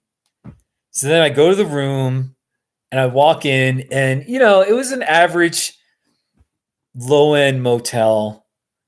Really, most low-end motels, they're still clean. They might be kind of dumpy but they're still clean and everything works, and it's okay. The bed's clean. That's all I really need. A hot shower and a bed. You know what I mean? And just any kind of Wi-Fi, even if it's slow Wi-Fi. So I walk in, and it was just like hideous. It was just like 1970s fixtures. And all right. So anyway, I'm fine. So I take a shower. I turn the shower head on. There's no hot water. So I let it run for about 5-10 minutes. I'm like, wait a minute, is this the way to hot? You know what I mean? Sometimes showers. Anyway, I cannot get the hot water going. So I actually called the front desk, and I said, is there I can't get the hot water to go. And she kind of, in retrospect, she totally BS'd me. She said, hey, or she said, well, have you let it run long enough? Usually you have to let it run for a little bit. And of course I'd let it run for at least 5 minutes, 10 minutes. And, I think I tried to run it more. I called her back, and she said, oh, I'll send a maintenance guy down, and it just seemed like the slumlord motel. So I don't know what happened, but I just decided, all right, I'm not doing this. So I grabbed my stuff and my bicycle, and I put the key. I actually forget, but I put the key back, and I'm like, you know what? I'm just leaving, and forget about it. And if she was going to argue with me, I would definitely argue back. Well, it turned out she had kept trying to run my credit card, but it didn't go through, because not only do they not have hot water, but apparently their phone internet connection wasn't. So then there was another motel across the street, a little bit down the road, but across the street. And it looked like another comparable motel. Maybe it looked a little more respectable. I think there were a few more cars in front. So I go in there and I check in. And I did say, I just said kind of shyly, I said, so you do have hot water, right? You have hot water? And she said, yeah. Like, why would you ask that? And I said, well, I was just across the street at the other motel, and they didn't have hot water, and they couldn't even run my cart. And she said, are they still selling rooms? They haven't had hot water for a few months now. And it's so unbelievable, just unbelievable. So I called it this. In my book, I tell the whole story. I call it the Slumlord Motel. So just the crazy motel stories I tell, they tend to be more the exception. Most low-end motels are at least they're at least reasonable. So anyway, that's just the story. Isn't that crazy though? What are they doing selling, renting motel rooms, and they know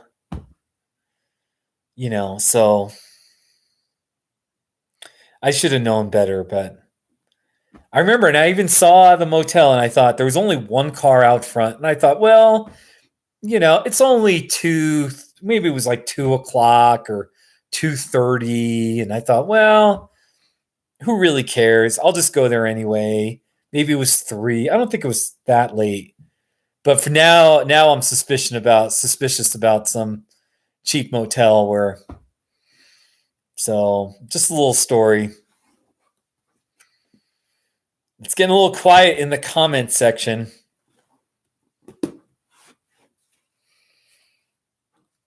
This is still fun though. This is fun. Let's find some more. I'm gonna find some videos to show you that might be. Let's see here.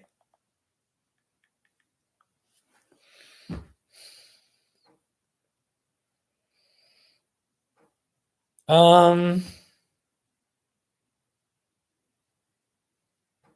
don't know what this video is, but there's the 2,000-foot elevation sign. I was biking on this is kind of neat.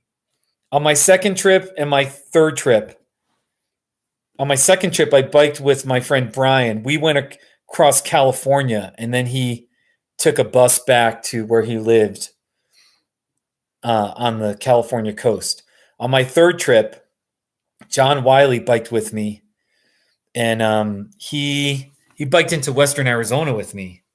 So then this fourth trip, I've got a guy who's going to bike with me for 2 days from Newport Beach to Palm Springs. He's going to go about 100 miles.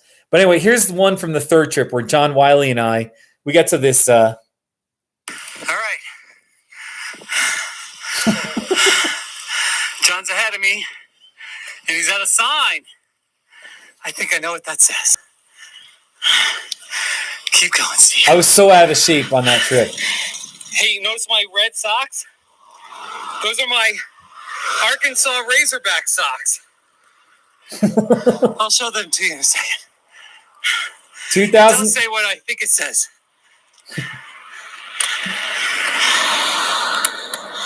2,000 feet elevation. That means we got like another 2,000 to go. Oh, piece of cake. So, anyway, Right. I'll be making videos like that a lot where I just upload them later in the day when I'm finally settled.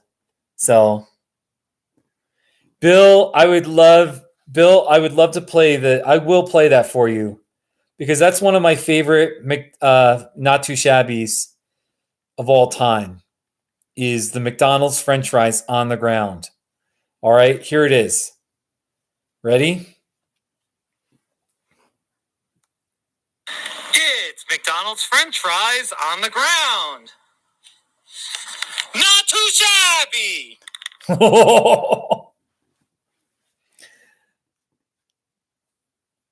Oh, Mylene.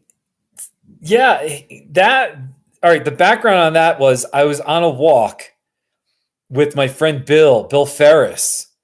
And those French fries were on the ground in a park in Trinidad, Colorado. And it was just sort of random and odd the way they were just sitting there on the ground. And I just thought, let's do a not too shabby. So, and now it's just not too shabby history. Hey, Rose Garden, hope you're well.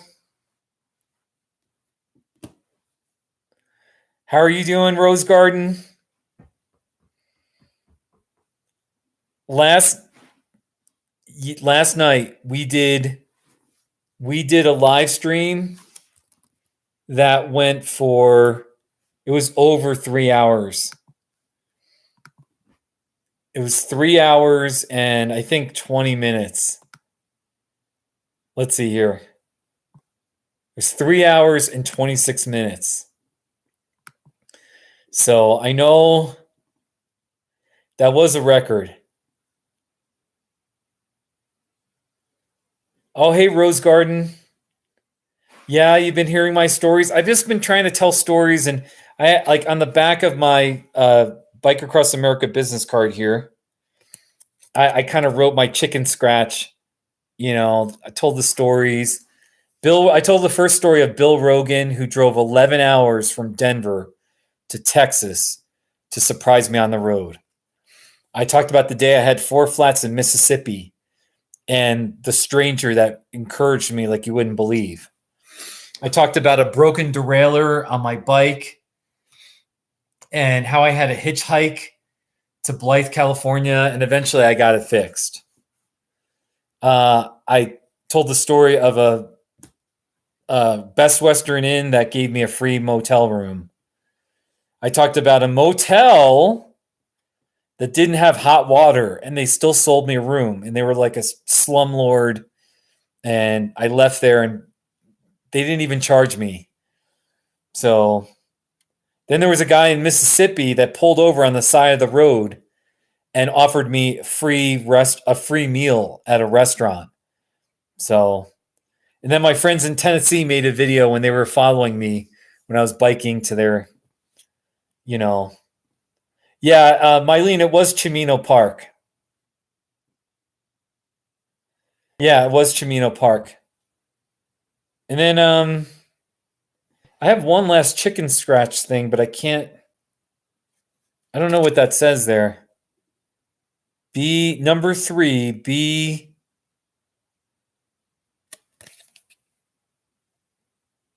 Anyway, I wrote something chicken scratch there, but I don't know what I was. So anyway, it's fun though. Just know this. I really appreciate, first of all, I do have a GoFundMe page if you want to donate. I will say that.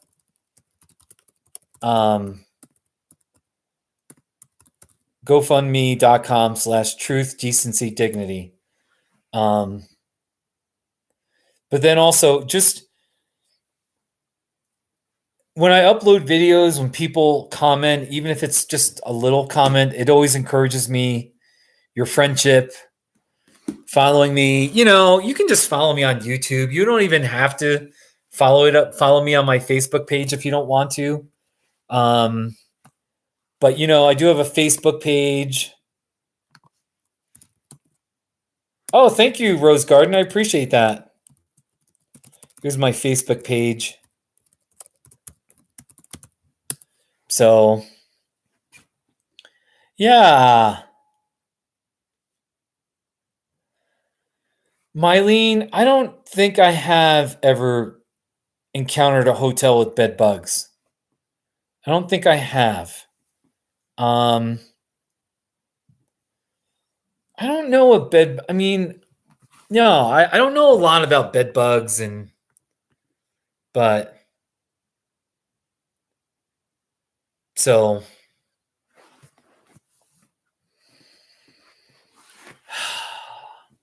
I'm wondering where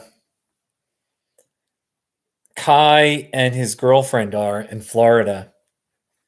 I'm assuming they're doing something better with their lives as opposed to being in this live stream. But Kai kept asking me last night all these deep questions about life, and we were talking about suffering and how 2015 was kind of a hard year for me. He was talking about his divorce, and we got really deep. It was very beautiful. But we'll see how things go. I'm definitely getting a little more subdued here. Actually, hey, I'm gonna get some yogurt. I've been eating so healthy over the last 10 weeks now, roughly about 10 weeks, and I kind of it wasn't a huge health scare, but it was enough that it shook me up. I had an emergency room visit, and then I had some other,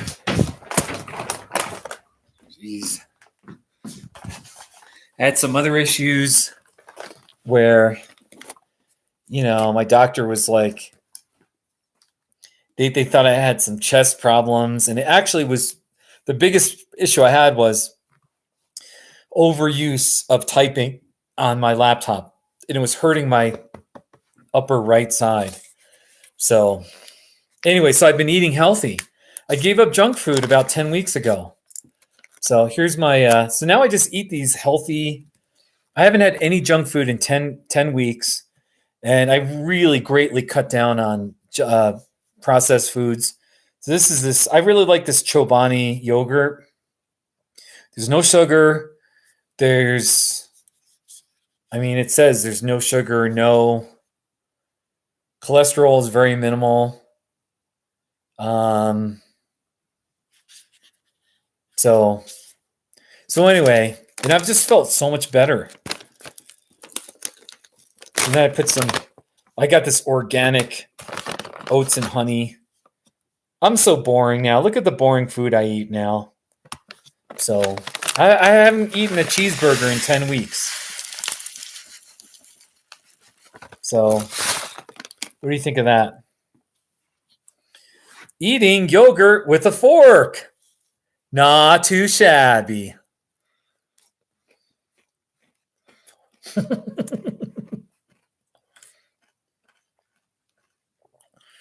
Yeah, Mylene, the hot water story. Yep. It was just unbelievable.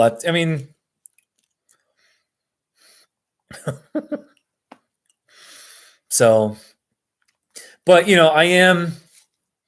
See, here's for better or worse. I don't like camping. I grew up in New Jersey where camping isn't. Nobody camps. Hardly anybody camps in New Jersey. It's not that popular because there's no, where are you going to camp anyway? So, hey, Mylene. Yeah, no, take care, Mylene. I really appreciate it. Yeah. So I'll be making videos. I really appreciate you coming in. Thanks for being such a fun friend. And maybe I'll run into you in Trinidad one of these days, or, I get down there. So thank you again for participating. All right. So anyway, what was I saying? I was just saying something.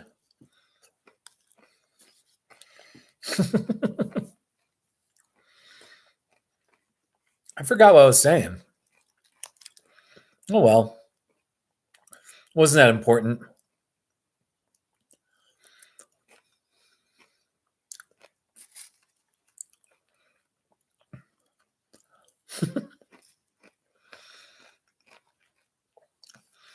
I could do a not too shabby. Oh, that's right. Right. Okay. Thank you, Mark. Wind mechanic. All right. So for my trip, some people who bike across America, they camp. They bring their tent. They bring their sleeping mat. They bring all their stuff. And their bike is really loaded in the back. And they find places to camp. They find campgrounds. They find public parks. Sometimes people call it stealth camping. You just kind of go off the road and, you're sleeping on somebody's property, but you're hidden, kind of a thing. And obviously that saves money. Yeah, I just don't, I need a shower. I need a bed. And I don't want to be sleeping outside. I know what I need. So that's my biggest challenge is I generally want to, I'm going to try to stay at the cheapest motels I can find. There is Airbnb, which can help, and I'll have Airbnb. We'll see if that helps. So, and then this always comes up. There is something called warm showers. It's a network of cyclists. And the idea is, when you're on the road, people will host you and then for free. And then in turn, you agree to host other people, when they're on the road. And it's sort of this network of people where you can stay with people for free. My issue is I don't like hosting people. I don't want to host strangers in my house. It's kind of a touchy issue. I could be open to it, but realistically, I can't join warm showers in good conscience and stay with people. knowing that I'm not crazy about hosting people myself. My house is not very big, and then the other thing too is with these warm showers things, I'm sure most of the people are fine, and there's none of them are axe murderers. But I know how I am, where after a ride, especially if it's been a hard day, I just want to. I don't want to talk to anyone. I don't want to quote visit with people, and I got to socialize with these people. You know what I mean? And I just want to be in my own little room, like a motel room, where I can turn the TV on if I want. I can do a live stream if I want. I can do whatever I want in my room. I don't have to talk to anyone. And so, anyway, I'm just talking, but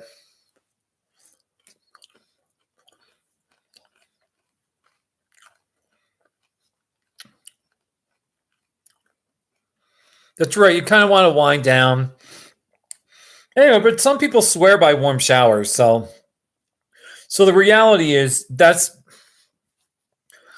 the average motel room, if it's low end, you kind of average them out.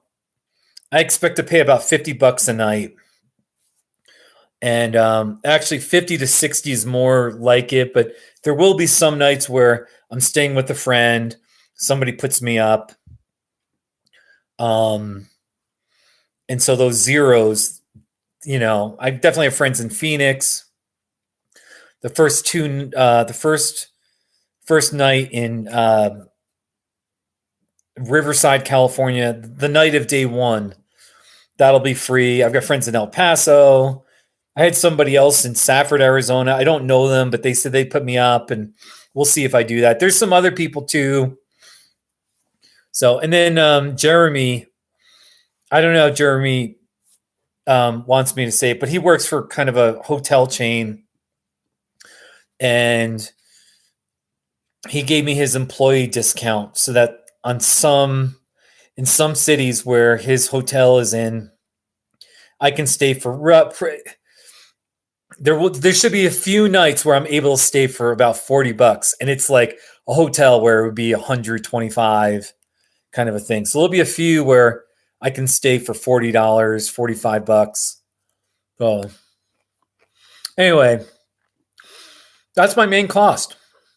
So that's just the way it is. What's the most I ever had to pay for a hotel room? That's a really good question, Bill. On my third trip, I was in this stupid, I shouldn't call it stupid, but it was called Monticello, Florida. Monticello, Florida. It's sort of east of Tallahassee. You're still kind of in the panhandle.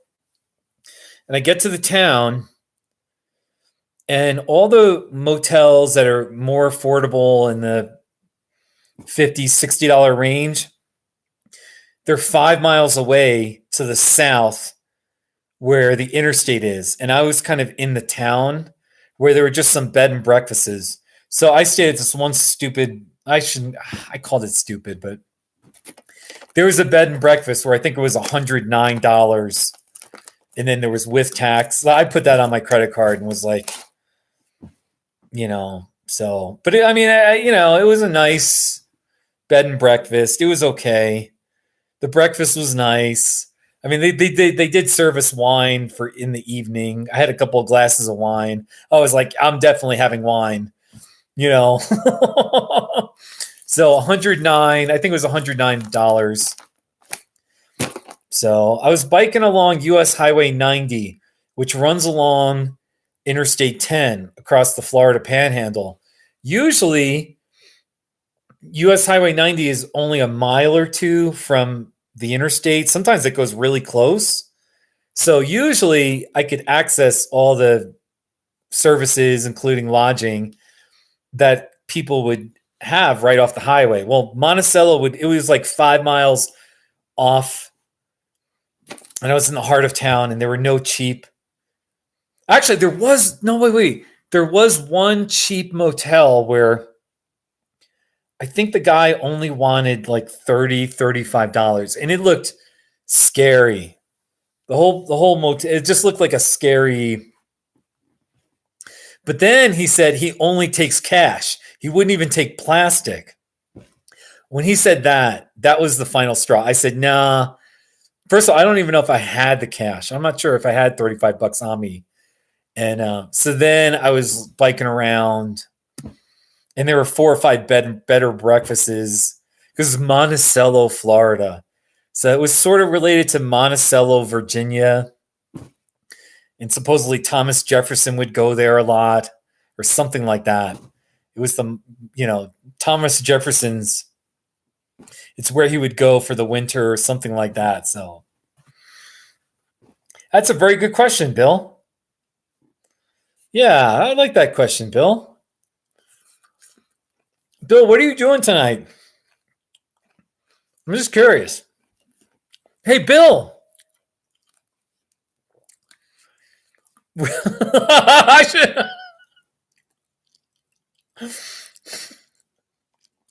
All right, Bill. Should I call you? I'm going to call you and put you on speakerphone. Can we do that? I'm going to put you on speakerphone. Is that all right? Everyone, do you want to hear what Bill Rogan sounds like? He's a nice. I shouldn't sound like that, but Bill's been a good friend of mine for a number of years. And Bill, I'm going to call your landline right now. Okay? Here we go. I got you on speakerphone.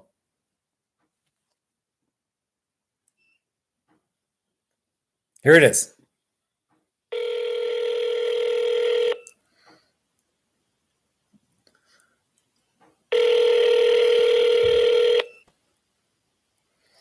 Bill, answer.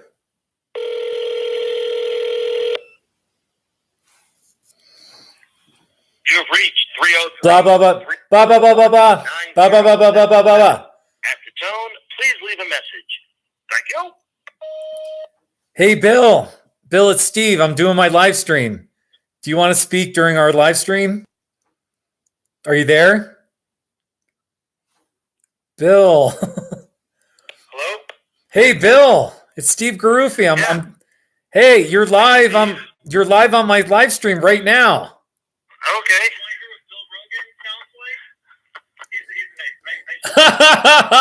Yeah. So, Bill, thanks for joining my live stream. This is amazing. This was like a fireside chat. Yeah, it's not too shabby. Really, it's kind of fun. Relaxed. Yeah. You got some friends joining you? Yeah, it's not too shabby. Did you like did you like my bicycle light? Here. Yes, you blinded me, but that's okay. My eyesight is coming back. So, Bill, I told the story about an hour and a half ago, but your number is retired, number 27. Yes, I know that. I'm honored. So, is there any way I can monetize that retirement? well, I don't know. All I know is your number is the only one that's retired. I'm honored. The That was Yankees. a fun day. The Yankees have been retiring too many numbers. I agree. So what was That Brian was a fun Doyle? day just outside of Abilene, Texas. What was Brian Doyle's number? Maybe he should get one because he hit over 400 in that 1978 series. Yeah, I think it was 17 or something. He was 17. I think you're right. I forget. Should they retire Bucky Dent's home number because he hit a home run? No, he was 20. They haven't retired that. Okay. I didn't know you were going on your trip so soon. I thought you were going to go in March. Well, I start February 23rd, so it's only So 5 you or might run into some pretty cold weather along the way. Well, no, Bill, because I'm starting in Southern California. The weather's nice down there. Yeah, but when you turn north, it's still going to be cold. By the time I turn north, it'll be April 1st, though. It'll be late March, early April. Well, you can still run into some weather there. Well, I could, I for sure. There's no question, but but it's I'll be following your trip again. Yeah, Bill. Do at work. Thank you for this is so exciting. Yeah. You're the first person I've ever called during a live stream. Wow, I feel honored to be a guest on your show. Well, yeah, well, I don't know that it's a show, but it is a show. It's definitely a show. And you got ratings. You got 5 people watching now. I do have 5. Well, yeah.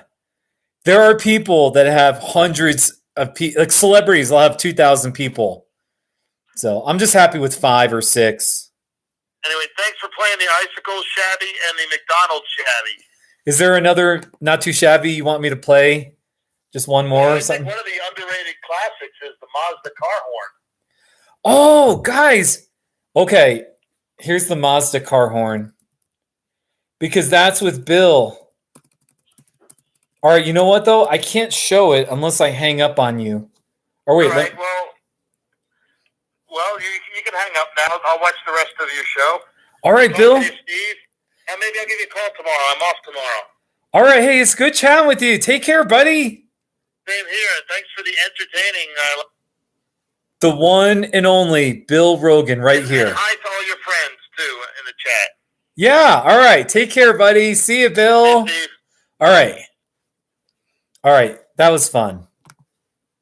Here's the video. So Bill's in a bunch of not too shabbies. And here's the Mazda horn. All right. He had a Mazda. He came to one of my he went to a bunch of my library talks. Anyway, here's Bill's horn. We were at a Sonic and it was late at night. It was 8:30 or something. That's late for me, by the way. Anyway, and here's his horn. It's a Mazda 3 horn. Not too shabby.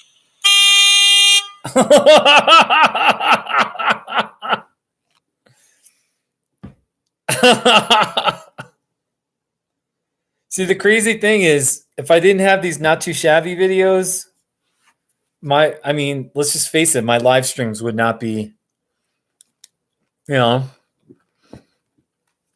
the not too shabbies.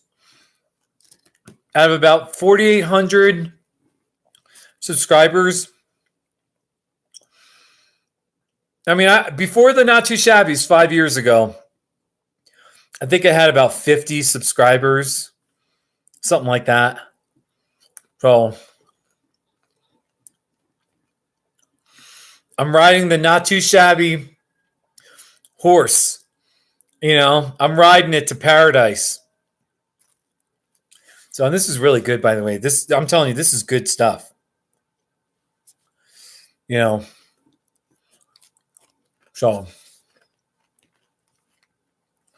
yeah.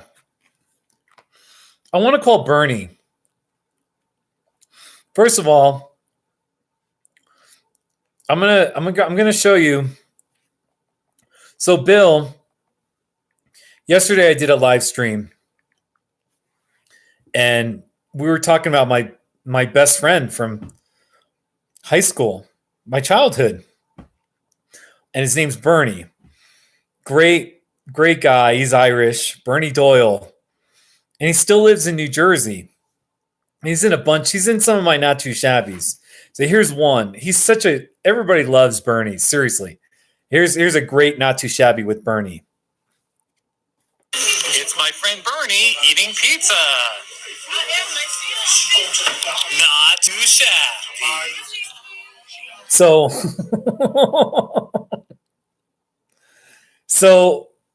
I'm going to try to call Bernie. Let's just see.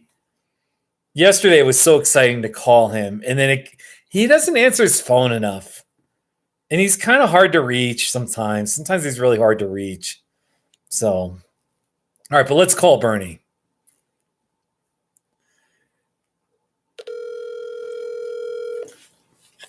Can you hear that? Hopefully you can hear that pretty well. Come on, Bernie, answer. Come on, Bernie.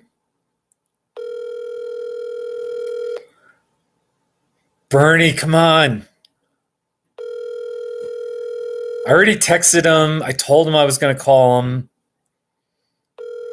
He didn't respond.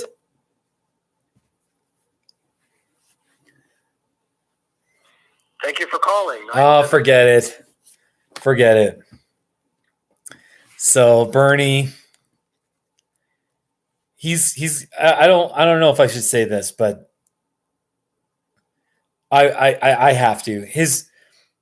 He got married again. He's his first wife is a crazy. She's nuts, like nuts. Poor Bernie. There's no judgment about divorce. I know it happens and it's unfortunate, but Bernie, he got a bad. His ex, he's got stories to tell. Poor Bernie. Crazy stories. So anyway.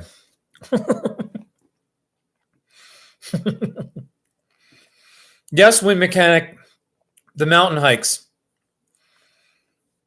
I do have a playlist. I mean, yeah,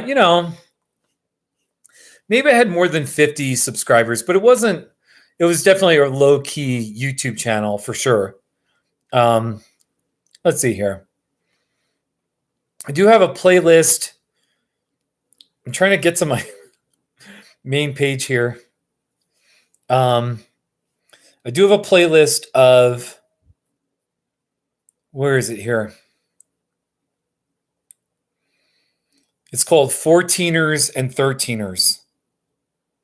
And those are videos where if I'm over 13,000 feet in elevation, I do a video of the scenery.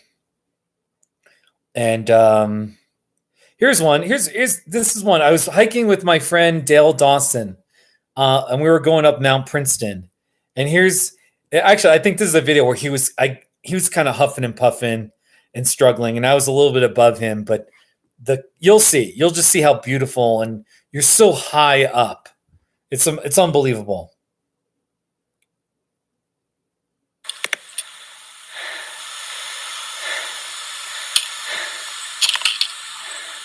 So they're just basic. Oh, and then even Bill Rogan went hiking. Bill Rogan and I did Mount Sherman. Let's see if I can find where Bill is in here. So, but I'll show you another video here. Let's see. Just any old. I don't even know. This is. Okay, I'm on the summit of Geisler Mountain, 13,380 feet. Isn't that pretty? You're looking down at that lake. That's Independence Lake down there. I took this video in August. I hiked up there and there's still snow patches. The sun has come out. There's unmelted snow in August. It's amazing. I started down there. That last curve on Highway 82 below Independence Pass. Came up along Independence Lake. And then at the saddle, I did this climb. Really steep. Class 2, 2+. I don't know if it's class 3, but it was quite a grunt, a very steep climb up that ridge. By the way, I still think right where I'm at is the summit. And actually the log is here too. So there you go. Just a calm mountain video. Wind Mechanic, go do that. You pretty much, the headwaters of the Arkansas River starts in that little gully right by Fremont Pass. And Mount Arkansas is one of the mountains. There's Mount Democrat, there's Mount Arkansas. and whatever that mountain is that they're mining, those three mountains kind of surround that little gully, and that's the ultimate highest watershed. And that's where the Arkansas River starts. It's pretty amazing. So,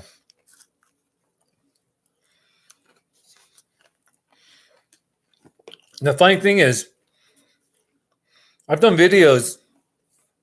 Sorry, I'm eating with my yogurt. I've done videos of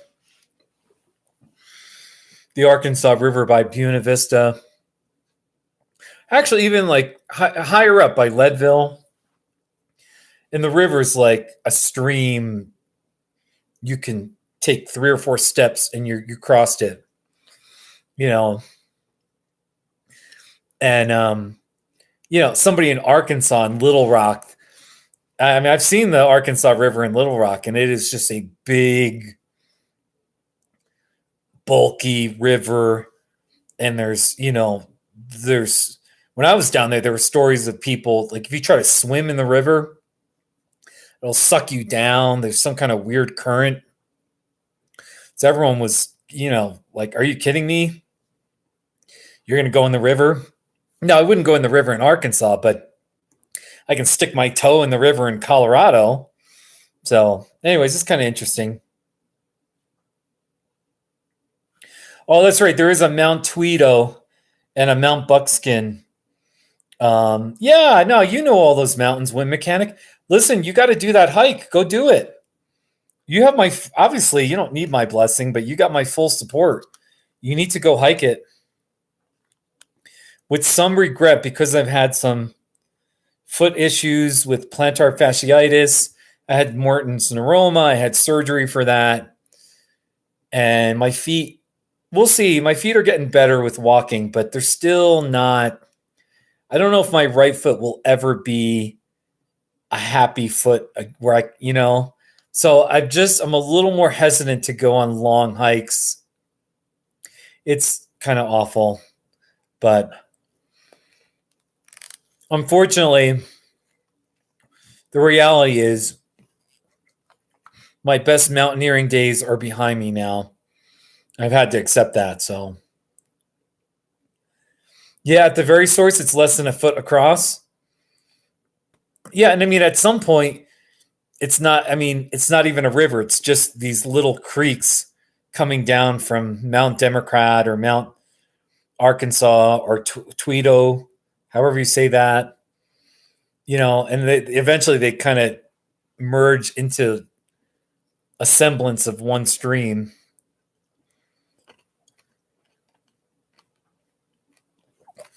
Wind Mechanic, send my you can send me anything. I'd love to see pictures. The best thing to do is to tweet it, though. To send me a tweet.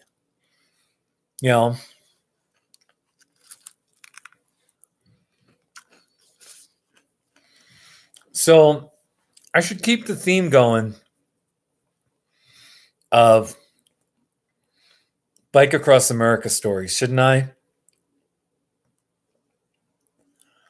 Let me just I'll try to keep them short so they're not super long or attention span issues, but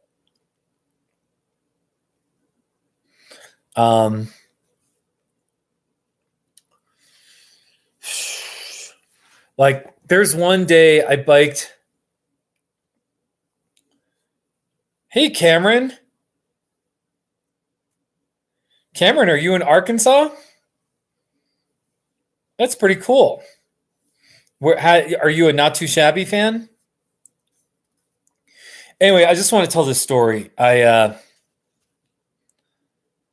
my third trip, it was my first bike trip in my 40s, and it was 6 years. I biked my second trip in 2011, and then my third trip in 2017. And I definitely noticed a difference in my 2017 trip I just wasn't as fast. The mileage, I couldn't just do it the way I used to. And I still had this mindset in my head that I was younger, but my body. So anyway, on my third trip, it took longer to get into shape. And there were few days where I only biked. It just wasn't a good number, or I felt like it wasn't. Anyway, I remember I biked, I think like 39 miles. And I got to this town called Duncan, Arizona. It's in southeast Arizona. It's close to the New Mexico border. And it would have been another 35 miles or so to Lordsburg, New Mexico, which is kind of where I wanted to get to. I wanted to have a good mileage day. But realistically, I just thought, another 35 miles in the desert with the sun glaring at me. I just didn't feel good about it. And there's no services, nothing all the way to Lordsburg.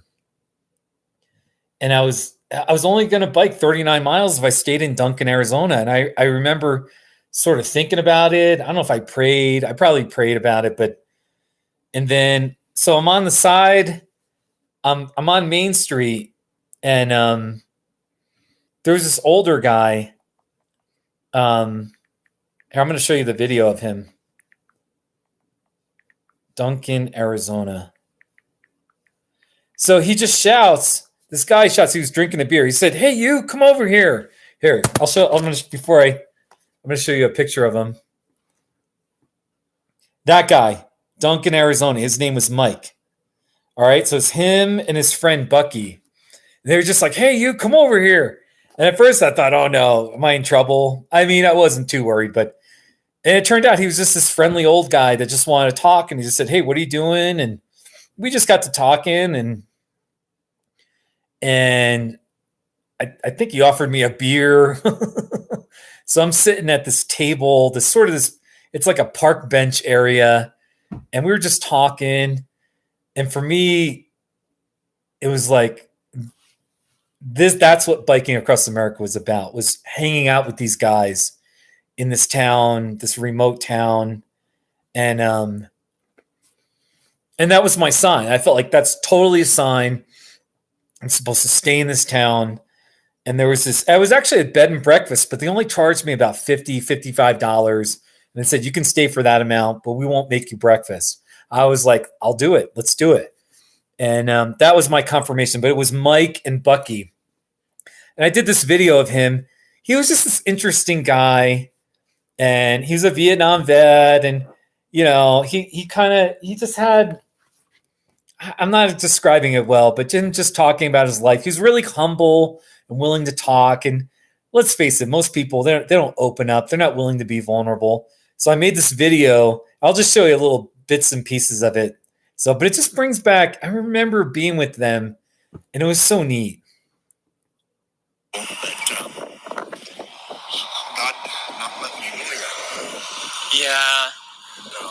Well, I mean, boy, I don't want to give a platitude or anything like that. Come on. I do believe, I mean, it sounds like a platitude, but I do believe that if God is still giving you breath, there's a reason He has you here to make a difference somehow in somebody's life, to make the world a little better of a place. And even just meeting you. That's what Bucky said. Don't give up. Don't give up. Yeah.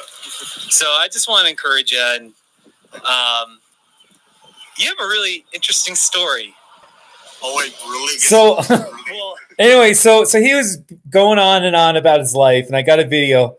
The sad part is this was in February, or maybe it was March 2017.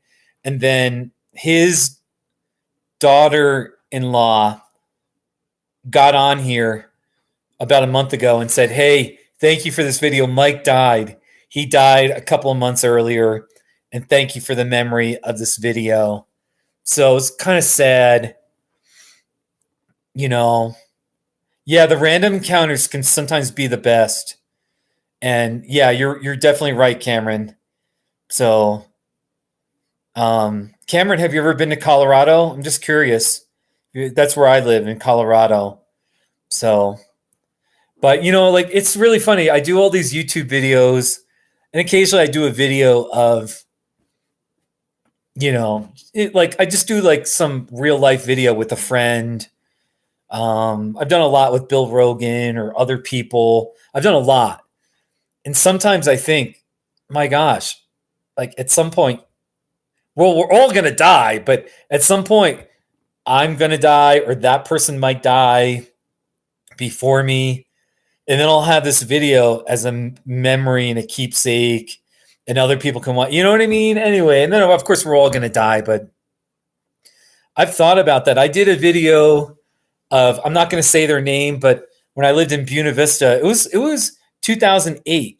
That's when I started my YouTube channel, and there was a family that I spent a lot of time with because I'm a single guy and I don't have kids, or all my family's back east. So sometimes, when you're single, there's families that kind of adopt you.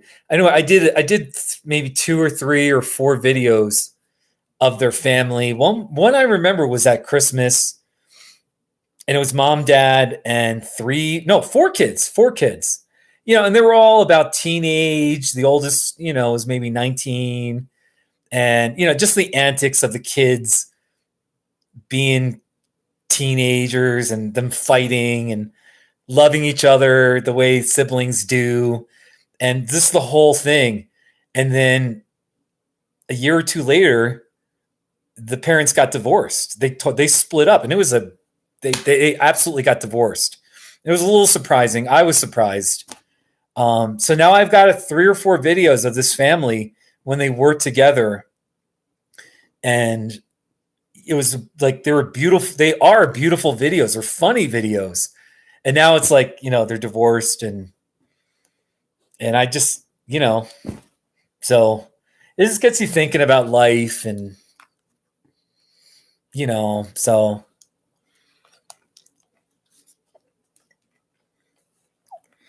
So, Cameron, you moved from Florida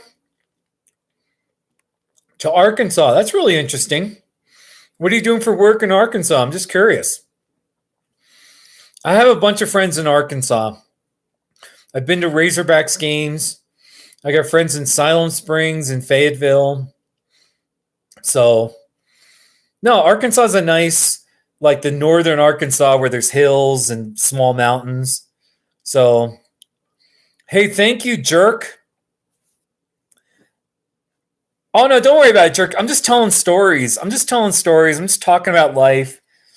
Earlier in this live feed, about 2 hours ago, I was telling my official list with my supposedly best stories from biking across America. Now we're kind of just BSing a little more. So, yeah, you work for Walmart? That's good. That's good, Cameron. So, but yeah, no, I want to just tell more stories of, I'm going to find more stories. Oh, I'll tell you some stories. I'll tell you some more stories. I would, especially once I got to the middle part of the country, when I was in Texas, like East Texas, Louisiana, Mississippi, and I'm in some small, little, sleepy southern town where, it's one of those towns where if you have any ambition, if you have any dreams about your life, you leave the town. You go to some big city somewhere, that kind of a town. And I roll up to, sorry, I got some oats in my teeth here. I would go into these convenience stores and buy my drinks. There would be a bored teenager behind the counter, some 18-year-old, something like that.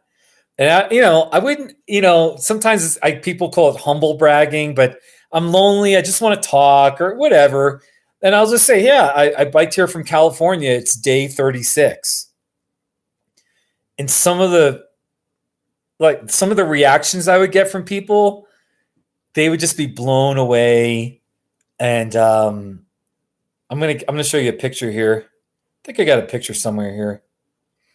So anyway, it was always just this beautiful thing.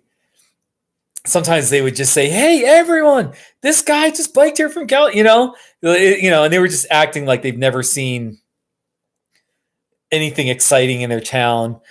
They're making the biggest deal about me, and I would always encourage them, like wherever you traveled, and if you grew up in a small town and maybe you're poor, your family didn't go on big vacations. You've never left the state. It would be that kind of thing. And I always encourage people, go travel. And I always say, come to Colorado.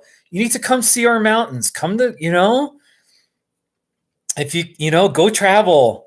Oh, here's this one random. I've got a bunch of. Here's this one girl, and this was in a little North Louisiana town, and she was so blown away. So it just, it's just kind of fun. So how much prep work do I have to do to prepare for something like that? I've pretty much done all the prep work. The key issues are you just have to come up with the time and money. You really do. You have to have the time. You have to come up with the money. You have to come up with a way where you can, like, your life responsibilities, your house, your mail, like that you can be away long enough and you can handle all that and still be gone for 7 or 8 weeks. It'll be probably about an 8-week trip. So you just have to kind of work all those logistics. And then obviously you just have to have a little bit of fitness. You have to figure out what you're going to bring on your bike and the panniers. And then I got all my stuff right here that I'm bringing with me. And I have mostly neon yellow, high visibility stuff. So that's a very good question, Cameron.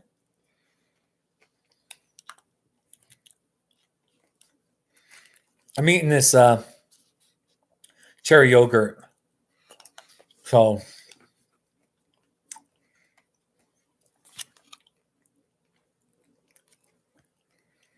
I've got this list and I can't read what I wrote here. There's a story I'm supposed to tell. Hey, Bill, that video, I think I sent you an email about this, but the video I made where you visited me that day, by the way, that was a very generous thing that you did. I think you delivered me that, the lasagna. So that video is right here. Driving in Smelly Town, Greeley, Colorado. It's been watched 1.3 thousand times. So 1,300 times. It's pretty dark out there. Here's the crazy thing. It's got 11 likes and 15 dislikes. So all these Greeley people have found it. And some of the comments people have made have been just downright mean, insulting. How dare you criticize our town? It's not that smelly anymore. So I don't care what. I'm not political. That's one thing. On geography matters, I am not politically correct. And Greeley is a smelly place. And yeah. But here's that video. It's pretty dark out there. This town does remind me of the Midwest. Yeah, it reminds me of a bleak town in Indiana.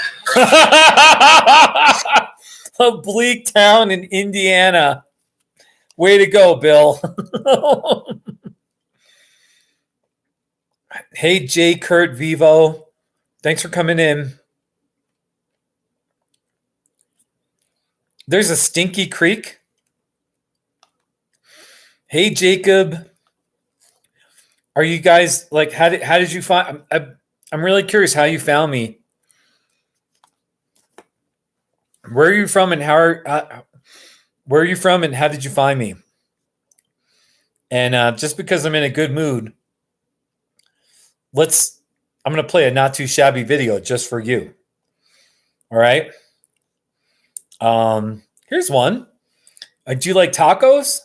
Let me share some tacos with you here. It's Chico's Tacos. Not too shabby. Oh, Jacob, Canada. You're in Canada? Where are you in Canada? Let's see if I've got some Canadian not too shabbies. I'll play. I got some Canadian. Let's see. Actually, I don't have. Cameron, I've got some Cameron, I'll give you an Arkansas not too shabby. That's easy. I got a whole bunch of Arkansas ones. So here. It's the Arkansas state line. Not too shabby. Oh yeah, I screamed that one. Yeah, I didn't scream, but all right. So Jacob, the one not too shabby I have is all right. It's a Manitoba license plate. It's a friendly Manitoba license plate. Not too shabby.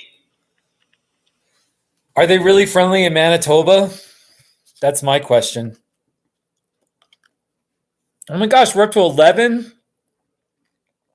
You had 11 people. Now we got 10 people watching. This is amazing.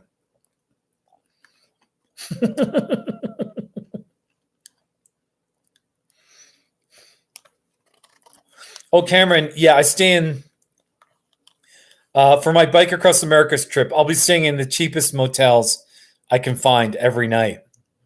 So on my Bike Across America trip, and I start Saturday morning in Newport Beach, California. I start in 6 days. I have my bike all prepped and ready. I'm getting ready to go. So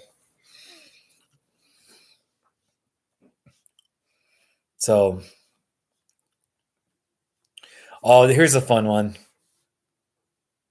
No, by the way, Jacob, I'm a mental health therapist and I see all my clients through my webcam. I see a bunch of Canadian clients. I love my Canadian clients. So, we Canadians and Americans, we need to be friends. And I just want to be clear, we are friends. I know things are a little crazy. Things are a little crazy in America right now. But I just want to be clear. So it's good to meet you.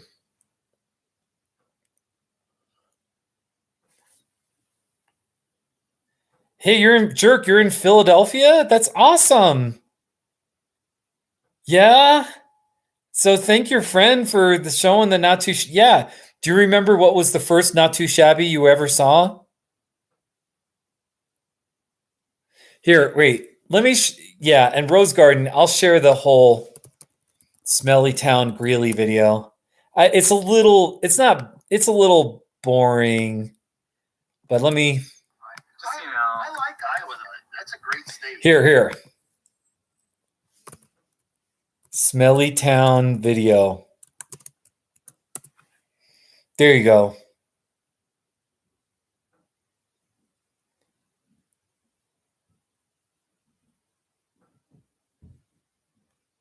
Yeah, no, I very much agree with you, Jacob.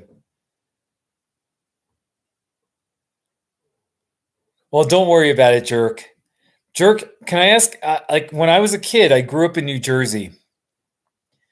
I mostly grew up in a Yankees family, and I was mostly a Yankees fan, but as a little kid, I was a Phillies fan. I cheered for the Phillies.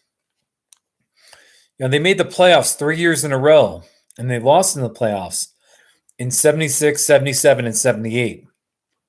I remember 1979 was the first year that I started really following baseball. I was checking the newspaper every day. I was 7, 8 years old. And then the 1980 Phillies were world champions. And I know that whole team, that whole roster. I pretty much know every single player.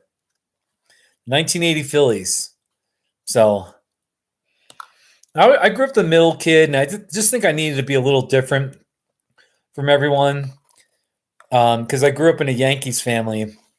When I got a little older, I fell into line with the Yankees right around the time they started to become not that great of a team in the mid 1980s.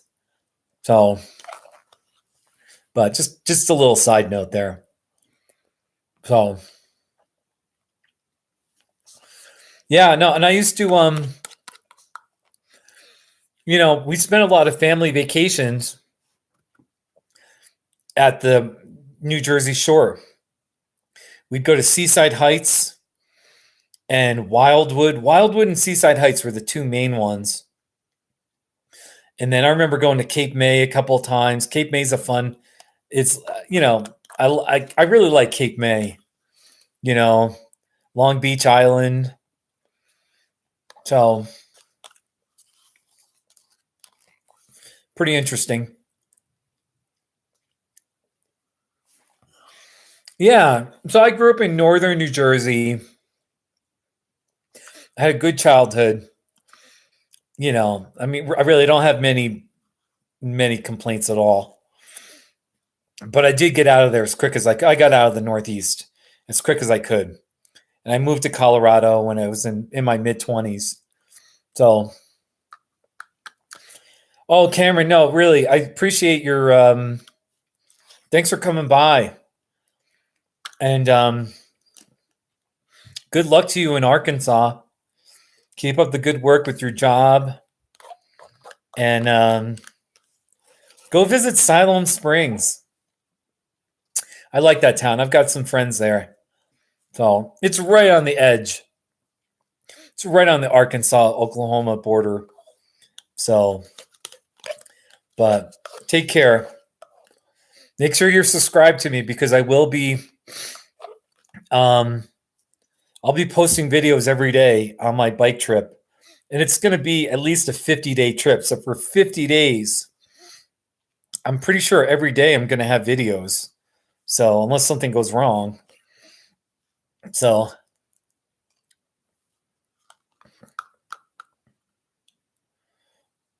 hey, cut the plastic. Well, I live in Colorado. Yeah, no, thank you, Cameron. I'm trying to, by the way, when people come in, it's hard to be friendly, or you know what I mean? I really do appreciate every single person that comes into my live stream, as long as they're not a troll. But seriously, and I just, I try to be welcoming. I want you, you're important. Every single person is important. And just, anyway. So, no, don't worry about it. I wasn't saying Cut the Plastic was a troll. So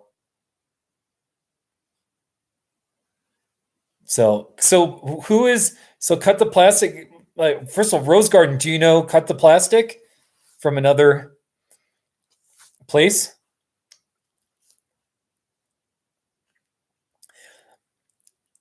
Yeah, no, yeah. Oh, so Cut the Plastic, you're in Denver. I live in Westcliff. This tiny little town, roughly an hour west of Pueblo. In that direction, there's no window, but I'd have an unbelievable view of the Sangre de Cristo range. In that direction, to the west. So, oh wow, no kidding. Yeah, you kind of help the homeless. That's really interesting. That's great. Cut the plastic. It's wonderful.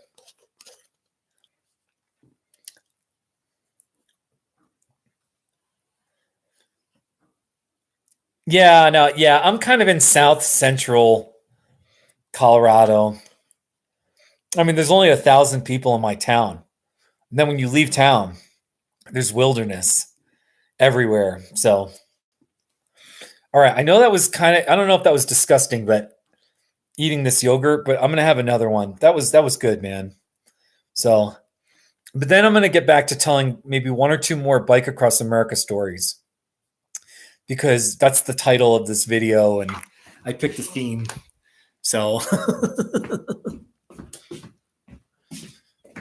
let's see here. Oh, here we go. Got this black. So, all right, here's my Chobani.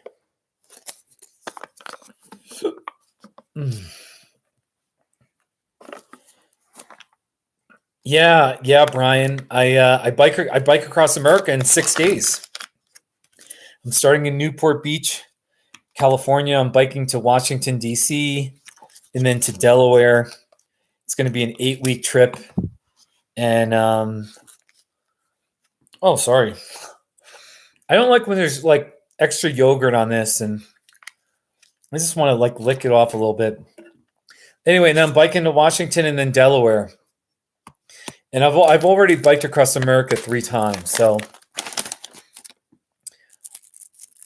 you know, I've it's not my first rodeo, but there's advantages to that and disadvantages to that. So I'm probably not as nervous as previous trips. Definitely not compared to my first trip, but I have big head case. And I don't know. Well, there's going to be a point during the trip where I'm going to say, "What am I doing? Why? Are you serious? Why am I doing this again? You idiot! You could have just stayed home." But then there will be lots of good times, and then when I get to the end, I'll be so happy. So anyway, I'm just blabbing. Yeah, it's cherry Greek yogurt, Jacob. It's really good and healthy. So, you know,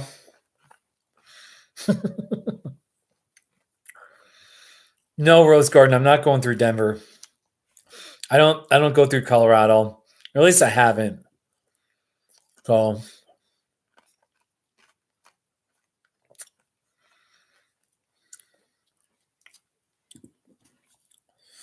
yeah, let me see if I've got a not too shabby of something in Denver.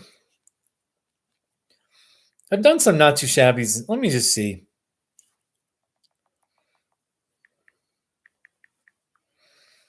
Let me see here.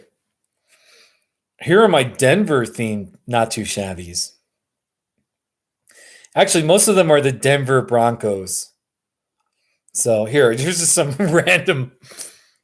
It's a Broncos fold-out chair. Not too shabby. So, or how about this? 213 miles to Denver. Denver is 213 miles ahead on this highway. Not too shabby. There you go. Or, oh, well, I do have Mile High Stadium. It's Sports Authority Field at Mile High. Not too shabby. There you go. Oh wait, here's a Broncos headrest cover. It's a Broncos headrest cover. Not too shabby. So, lots of not too shabbies. There was a Denver Broncos car, and it was, I think, a 1988 Buick Century, and it was parked in front of this bar and grill sports bar kind of place. It's a Broncos car. Not too shabby. That's pretty nice. Well, Jacob, nothing decides. I just go different every time. Sometimes I yell it, sometimes I don't. There's no rhyme or reason to it. So,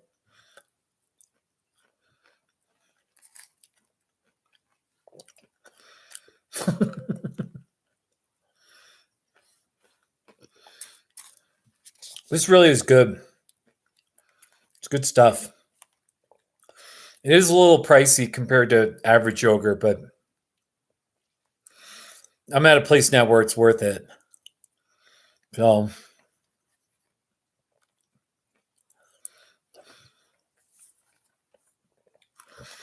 I searched all day. Okay, not all day, but I was out and about around town, and I was searching for not too shabbies. Something to do with not too shabby, and I just couldn't find anything. It's really disappointing.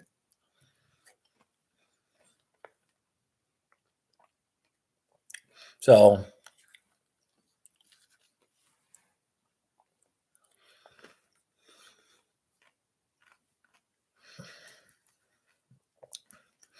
this is good.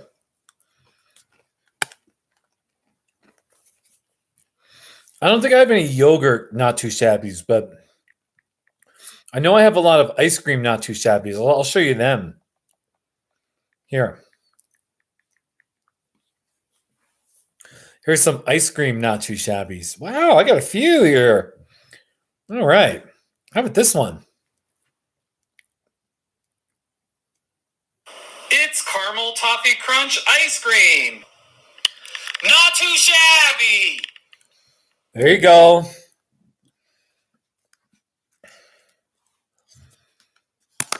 You know what? Tonight,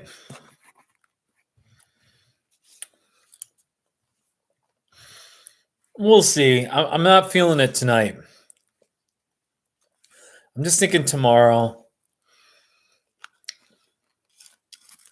I'll do a not too shabby, maybe of this yogurt. So I know that's boring. I'm sorry it's so boring. Here's an ice cream. It's a caramel praline ice cream cone. Not too shabby. One more. It's one of those drumstick ice cream cones. One of those. Not too shabby. Wow. I want to see that again. It's one of those drumstick ice cream cones. Not too shabby.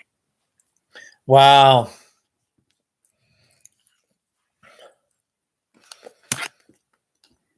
So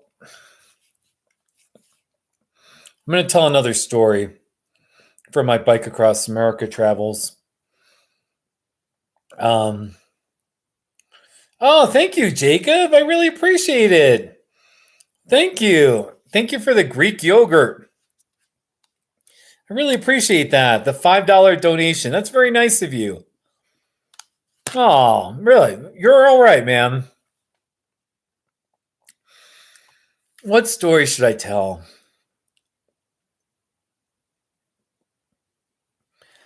What other stories? What am I going to tell?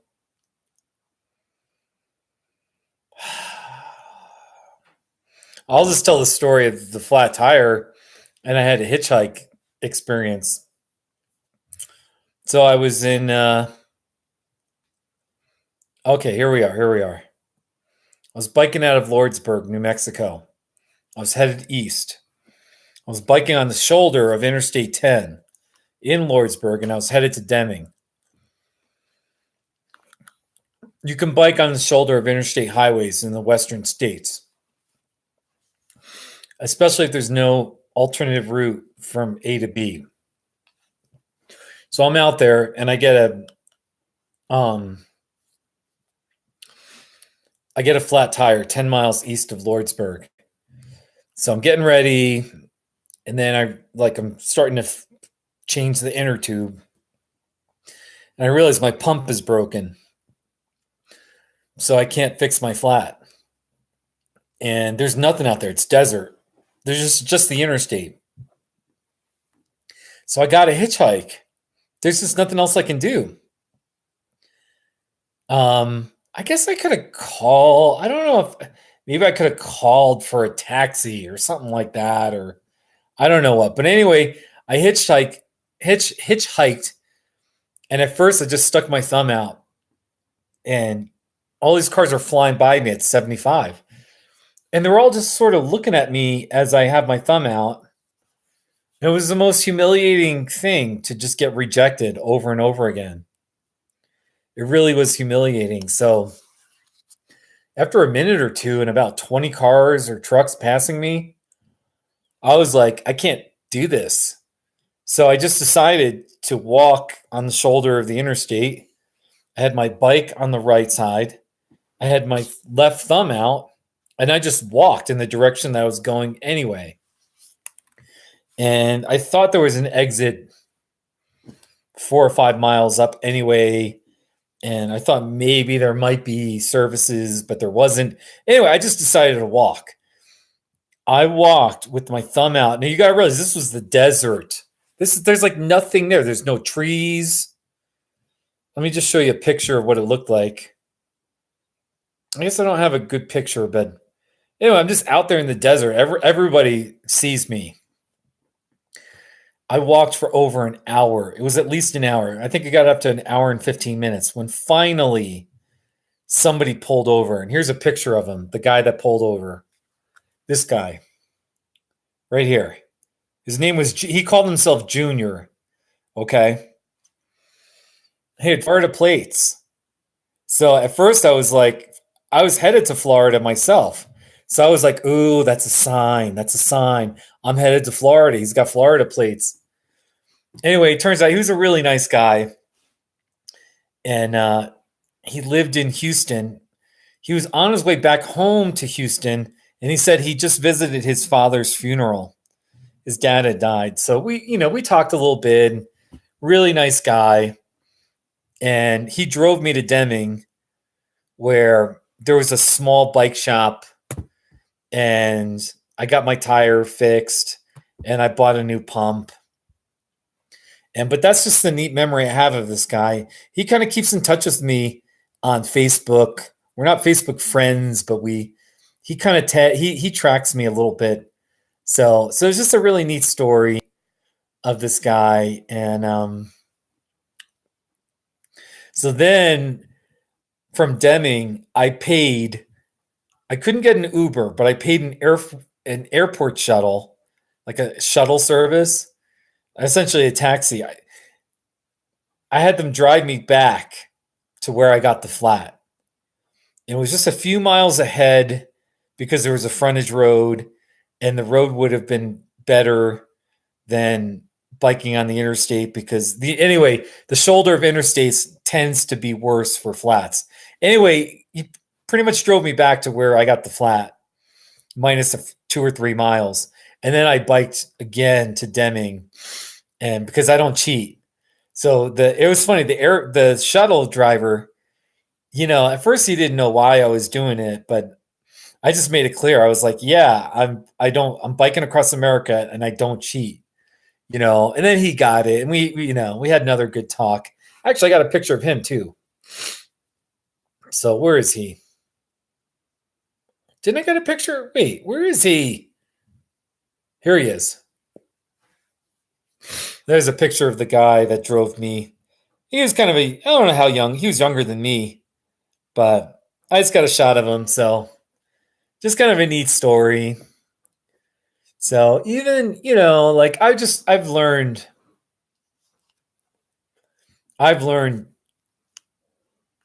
especially it's easy in a bike across America kind of thing.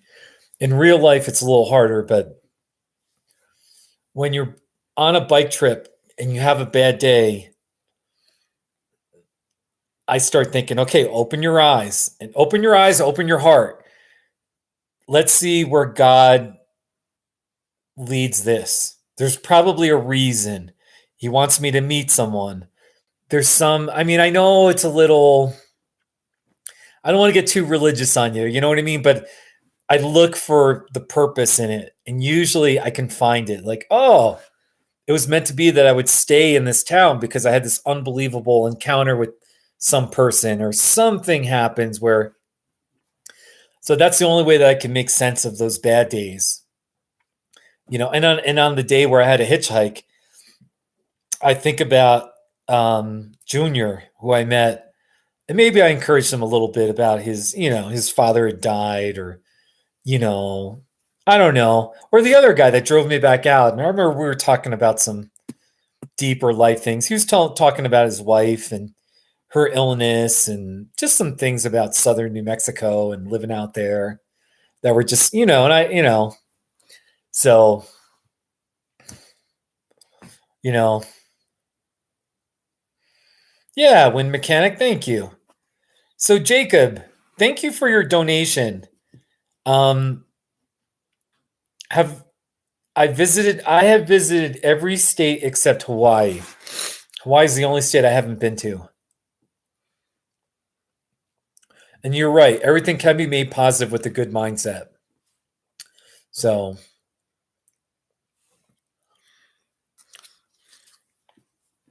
the other thing I've learned in life, and I really learned it on my first bike trip, There's one day. Oh, I am telling stories, by the way. My friend Phil Lavin. He's a really good guy. Lives in Phoenix. There, on my first bike across America trip, there was one day where I really wanted to quit. And I was stranded in the desert. Phil picked me up, and I was like, I was going crazy. I just had some problems with flats and other mechanical problems with my bike. And then my bike was stolen. Anyway, I was thinking about quitting, and I remember it was late afternoon. I was tired. I'd been in the sun all day. And the best illustration was Phil said, Steve, you're tired. You can't make a decision right now. You're too frazzled right now. He said, get some sleep, get your motel room, get some sleep, take a shower, you know what I mean? Rest up and don't make any decisions until the next morning. And I remember thinking, yeah, I still think I might want to quit. Anyway, I got to I did that very thing, and I went to sleep. And the next morning, I had a better attitude. I just needed some rest. I needed to get out of the sun. And I continued my bike trip, and I did finish that was the first bike trip in 2008. And I remember like that to this day, that's still the one example I always think about is, if you're having a bad day, I totally get it. It sucks. It's not fun. Your feelings are all over the place, but just can you I always just say, put the day to rest. Like just go to bed, sleep on it, pray. If you pray. I do believe in prayer. And like usually in the morning, you wake up and you're like, oh, it's a new day. And then all of a sudden, sometimes you have a fresher perspective on things and things that you thought were unsolvable or, you couldn't handle. All of a sudden, your perspective's a little different and you're like, oh, okay, maybe I can handle it. So that's just my frame of reference when I think about life. And it definitely happens on Bike Across America trips. So anyway, yeah, no, it's okay, Rose Garden. I did okay. I hung in there. So,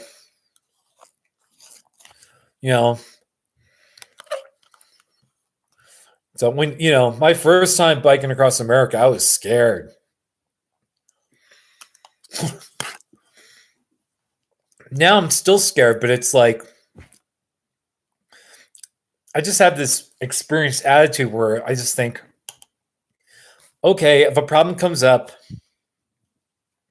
there's a 99% chance I can handle it. And worst comes to worst, there's that principle of I have money. I can, usually you can throw money at a problem and solve it. So it's like, okay, if I have to spend money to solve the problem, okay, I'm not super rich, but I've got funds for the trip and and I just tell myself this is sort of a fake adventure. At any given time, I can just stop my bike trip and I can just go home. I can take a bus or buy an airplane ticket and just go home and just be here in my living room right now. Like it's not really a real crisis. So it just puts things into perspective a little bit. That's all. That, like a real crisis is, cancer, being unable to pay your rent because you're poor, divorce, real life problems. Having a flat tire and being stranded on the side of the road. It doesn't even compare. It really doesn't. And so there's always that perspective about, you just have that perspective sometimes. So whatever works. Like, and ultimately it's just about whatever works to help you move on and like, push forward. So, whatever works. Oh, Bill Rogan. That's a good point. Bill, all right. Bill, wait a minute. Bill, I have a question for you. I'm going to show the video. It's a goofy video, but I almost did quit. Okay, wait, hold on. How do I go about telling this? Bill, did you give me that idea to make that video, or did I think of it? Whose idea was it for the quit video?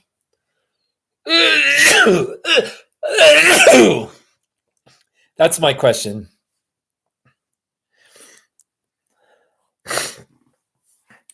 Bill, you're anyway. All right, here's what happened.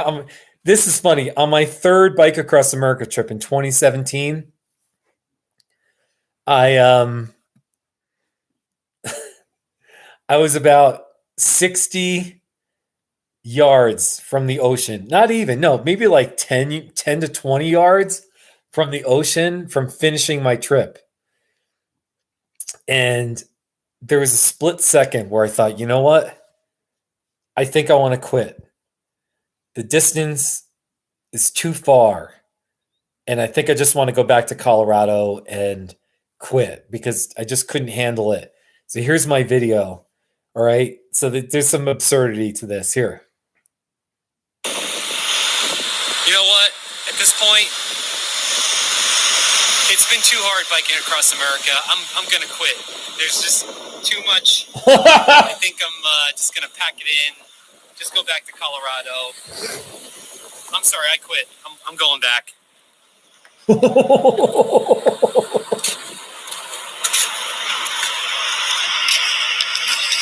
I tried at least. People actually thought that was a serious video, that I'm quitting 75 feet from the Atlantic Ocean, 53 days of riding, and now I'm going to quit. You think, yeah, I think you did, Bill. I think you gave me the idea. So anyway, just a fun video. It's so silly. So, oh my gosh. So Bill, I just want to encourage you, these live stream videos, I'm learning a lot about YouTube and live streaming has become mainstream. So everyone, Bill Rogan used to have his own sports talk radio show. They would talk sports and they talk about everything. And I'm not against podcasting, but you could do a live stream. You could do a YouTube live stream with you and your the coach. What's his name? Coach. I forgot his name. I know he goes by his nickname was Coach. But you could do a live stream and you could talk your sports and you could give your opinions and you can have a live stream. There's lots of possibilities, and you don't have to pay a radio station to have a radio. This is all free. So anyway, I just want to encourage you, Bill. I know you got other things going on, and everyone, Bill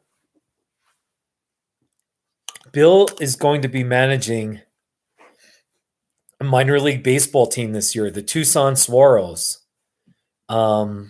It's amazing. So the Pecos League, minor league baseball, and really interesting. So I'm going to send you a link to the Tucson Swaros baseball. Okay, it's just swarosbaseball.com.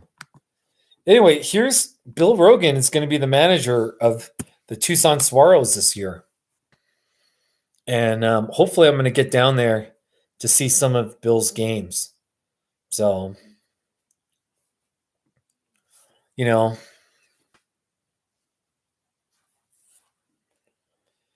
want to tell more stories. Andy Cornell. Okay, Coach Andy Cornell. Yeah. Yeah, man. What other stories can I tell? I don't want to just sound like some I don't want to sound like some know-it-all. You know, I don't know. I like telling stories though. I'm trying to think here.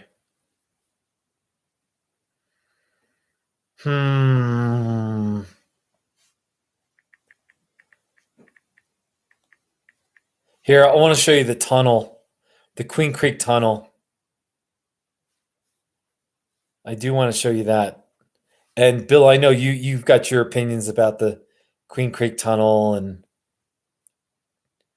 but here's the tunnel.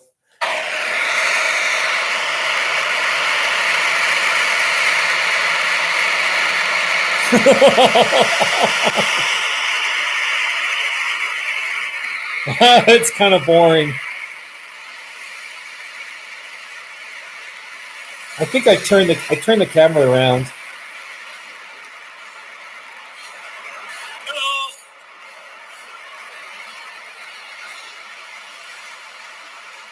So my friend was following me in the tunnel. So because he was worried about me. So the problem with the tunnel is when you're going uphill, you're going so slow. So you're in the tunnel longer, and there's more risk for something to go wrong because you're in there longer. But I don't know if I'll have someone following me for this trip. My friend Ben I don't know. He's still a good friend, but I'm not going to ask him. So, but I do have a couple of bike lights, and this big flashing thing will be at the back of my bike. So anyway,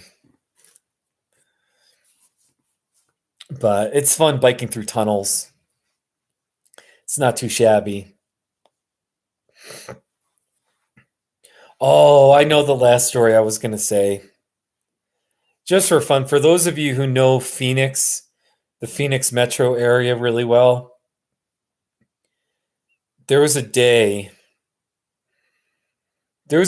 where if you're acquainted with Phoenix is really I like the city. It is so sprawled out.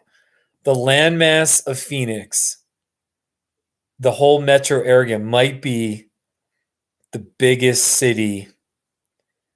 I mean, one of the for land size. Anyway, there was one day where I was on the far west side of Phoenix. I was in Buckeye, Arizona, and then I biked across the whole city, and I finished in Apache Junction, which is pretty much the most eastern suburb. And there was a road it's called Baseline. I was on Baseline for about 45 miles. I went straight across on Baseline for about 45 miles. And just a really neat memory. I was so excited about the challenge. And I rode I think I rode how many miles? Let's see. 63 miles. And most of it was in an urban environment where there were cars and on the west side there were a few areas where there were still some farms, but the houses were closing in, and so just fascinating if you ask me. I'm really proud of myself. So Bill, you're right. There is a crazy climb just to get to the tunnel. In fact, I'll even show you a video. Let's see here.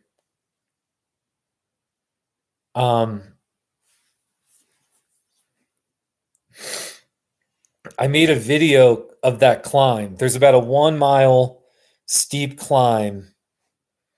And where is the video here? Why can't I find my videos? Here it is.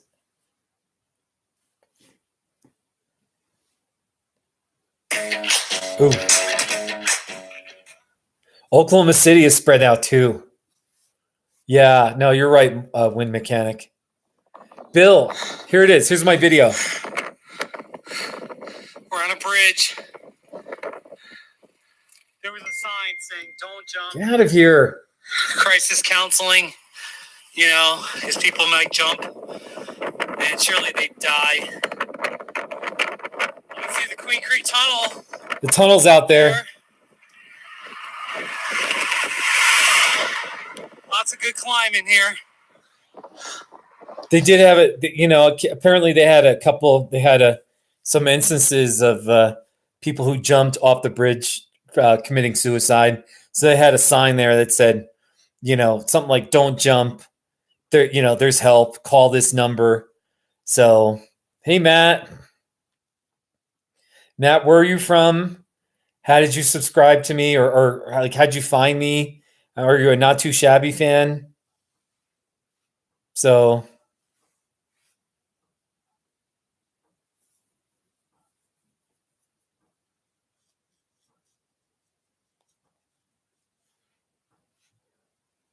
Somebody texted me and all they said was, I have a, and I don't know who it is. So I'm not going to answer. You're from Louisiana? Matt, what part of Louisiana are you from? Oh, Matt, I've got a video for you.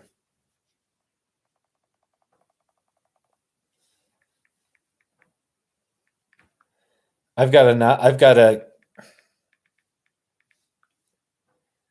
have a video of me because I've biked across America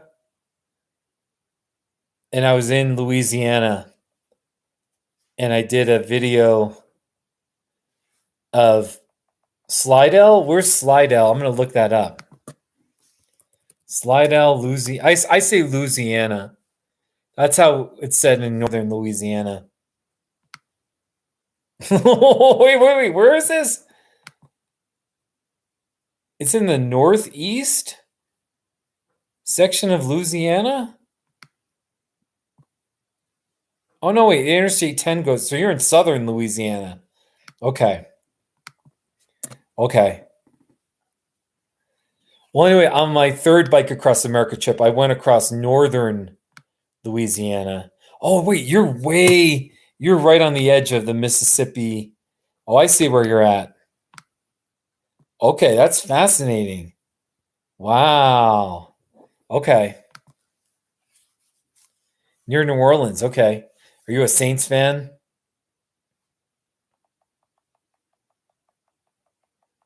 So, anyway, I'm getting tired. Who dat? So you are a Saints fan. Okay. So on my third Bike Across America trip, 2 years ago, I biked across northern Louisiana, way north. And I was definitely adapting to the northern Louisiana lifestyle, and I loved it. And on my third day in Louisiana, I made a video of I started practicing the accent that I would hear. So here's my video of like me doing the accent. This is a northern Louisiana accent. Okay? So here you go. Louisiana Highway 34, turn left. A great place to visit, shop, and live. Winfield. Her place of 3 governors. Tulos, Natchez, that way. So you can get the hell out of Louisiana. Like that guy. You got a whole bunch of swamps just like this in Louisiana. And crawfish. It's an LSU football helmet. How about that? Buckle up, Louisiana. It's the law. It's the law. So anyway, I just tried to do the accent. So anyway. Maybe not so accurate, but I tried. You know what's funny? It has 15 likes and 0 dislikes. And I was kind of thinking that people would, they'd be offended or, they'd give me negative feedback. So, but anyway, so yeah. So, but let me see what I got. I think I might, let's see here. I might have something relevant to southern Louisiana. Let me just see here. I don't know.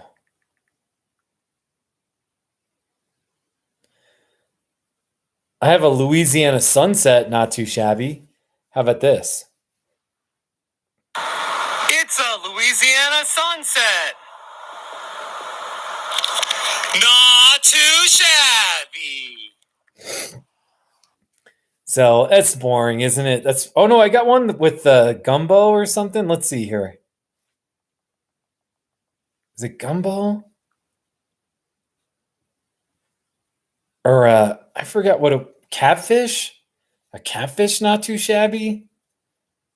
I forget. What was that? What do they sell in northern Louisiana? That's crawfish? Maybe it was crawfish.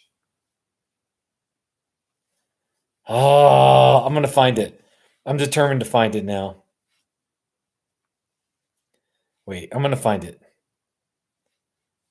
It was the day. Wait, I got. Oh, jumbo. Here's a not too shabby for you. There's jumbo shrimp in the store, $5.95 a pound. Not too shabby. Oh yeah, not too shabby. So jumbo shrimp. Hey Michelle. How's it going, Michelle?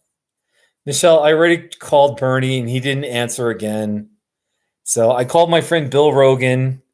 So we talked for a little bit. He was in the live chat. I still think he's in here. So yeah, here, you want me to call? All right, Michelle, I'm gonna call Bernie just for you. Because I know you love Bernie. Everybody loves Bernie. So let's call Bernie. He just never answers his phone. Oh, yes, Bill. I did an LSU. Matt Hawkins, are you a LSU fan? Let me know. But first, I'm going to call my friend Bernie, all right, in New Jersey. So here we go.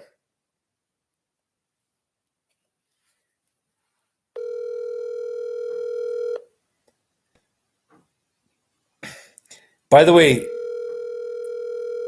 Michelle and Bill, it's a special club if you've been in a not too shabby. You know, like both of you have been in not too shabbies. Come on, Bernie. He's not going to answer. He's such a bum. Thank you for calling. So, everyone, here's a not too shabby with Michelle. All right. Michelle's been in a bunch of not too shabbies. I like the Oreo cookie one. Here's a great one with Michelle. All right. It's an Oreo cookie costume of my friend Michelle. Not too shabby. Now, Matt Hawkins, here, I do have a not too shabby that you might like. This one you'll like. My other ones are stupid. Here's a good one. Ready? It's an LSU football helmet mailbox. Not too shabby. There you go. Do you like that? That mailbox was in Mississippi, by the way. But it wasn't that far from Louisiana. So there you go. Pretty good. So yeah, no, Michelle meet Bill, Bill meet Michelle. So We did a not too shabby with Michelle. Here's a not too shabby with Bill. Let's see here. Oh, here's a great one. This one people like a lot. I was in Bill's car, and we did it here. Here, I'm just gonna. All I'm gonna say is, I was in Bill's car. Riding in my friend Bill's car. Not too shabby! I don't know. I tried to scream it, but it just came out weird. We want to hear it one more time? All right, here it is. You can see it. Riding in my friend Bill's car. Not too shabby! Bill, why are you sticking out your tongue? That's just, anyway, it's a bizarre, not too shabby. So, just crazy, man. So many not too shabbies. By the way, I do need to get to bed pretty soon here. Yeah, it's a fun, not too shabby. You know? So, you know, I don't know what else to show you. My ibuprofen bottle? How about that? It's my bottle of ibuprofen pills. Not too shabby! So,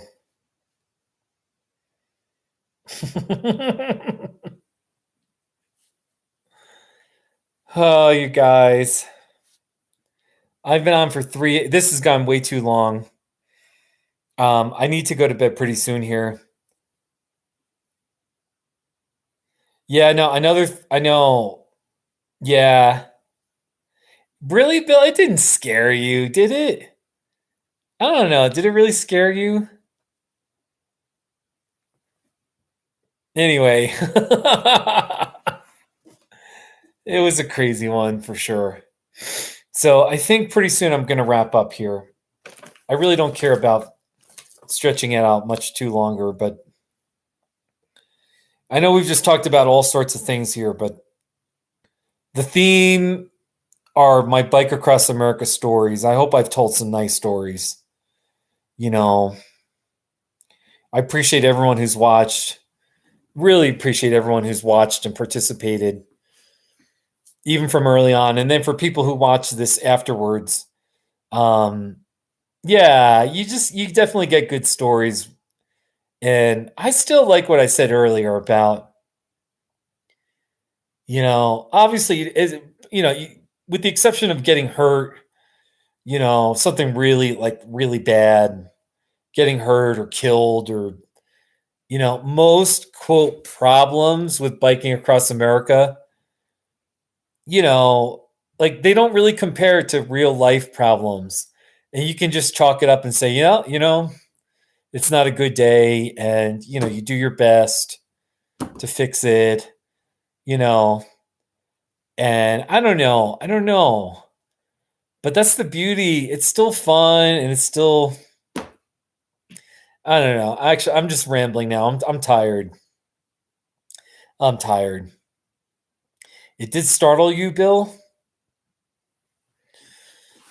Bill, I remember the one with the seashells, the lamp. I like your seashell. Everyone, this is Bill's lamp in his house. He's got this lamp with seashells. And the thing that I like the most about it is the laughter afterwards. So here it is. It's a lamp with seashells. Not too shabby! I just like the laughter at the end. So, oh, you guys. Oh.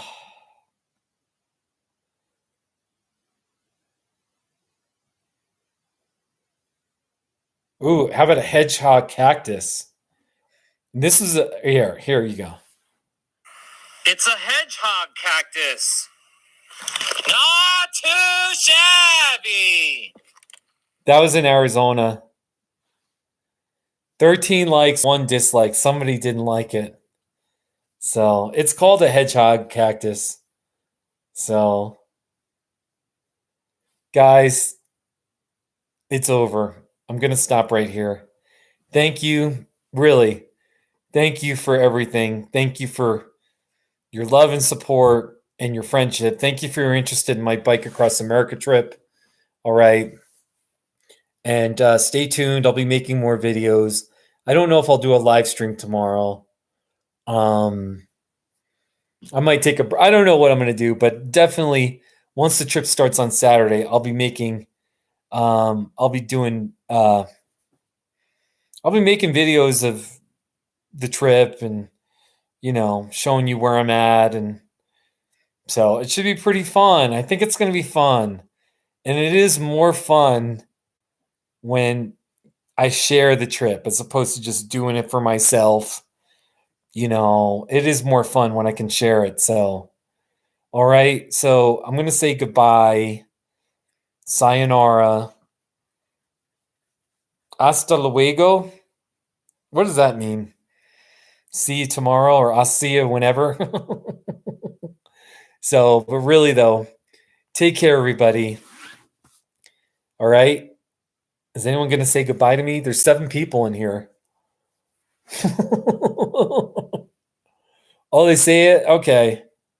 Yeah. Take care, Rose. And Bill Rogan, thanks for coming by. Yeah, no. Yeah, no. Thank you, everyone. Wind Mechanic, Bill, Rose Garden, Matt Hawkins, Michelle, a bunch of people. And I know some people just listen and they don't comment. So, but really though, thank you again. And make it a good Monday, okay? Thank you again. Seriously. All right, I'm sounding too sappy, but take care. Bye.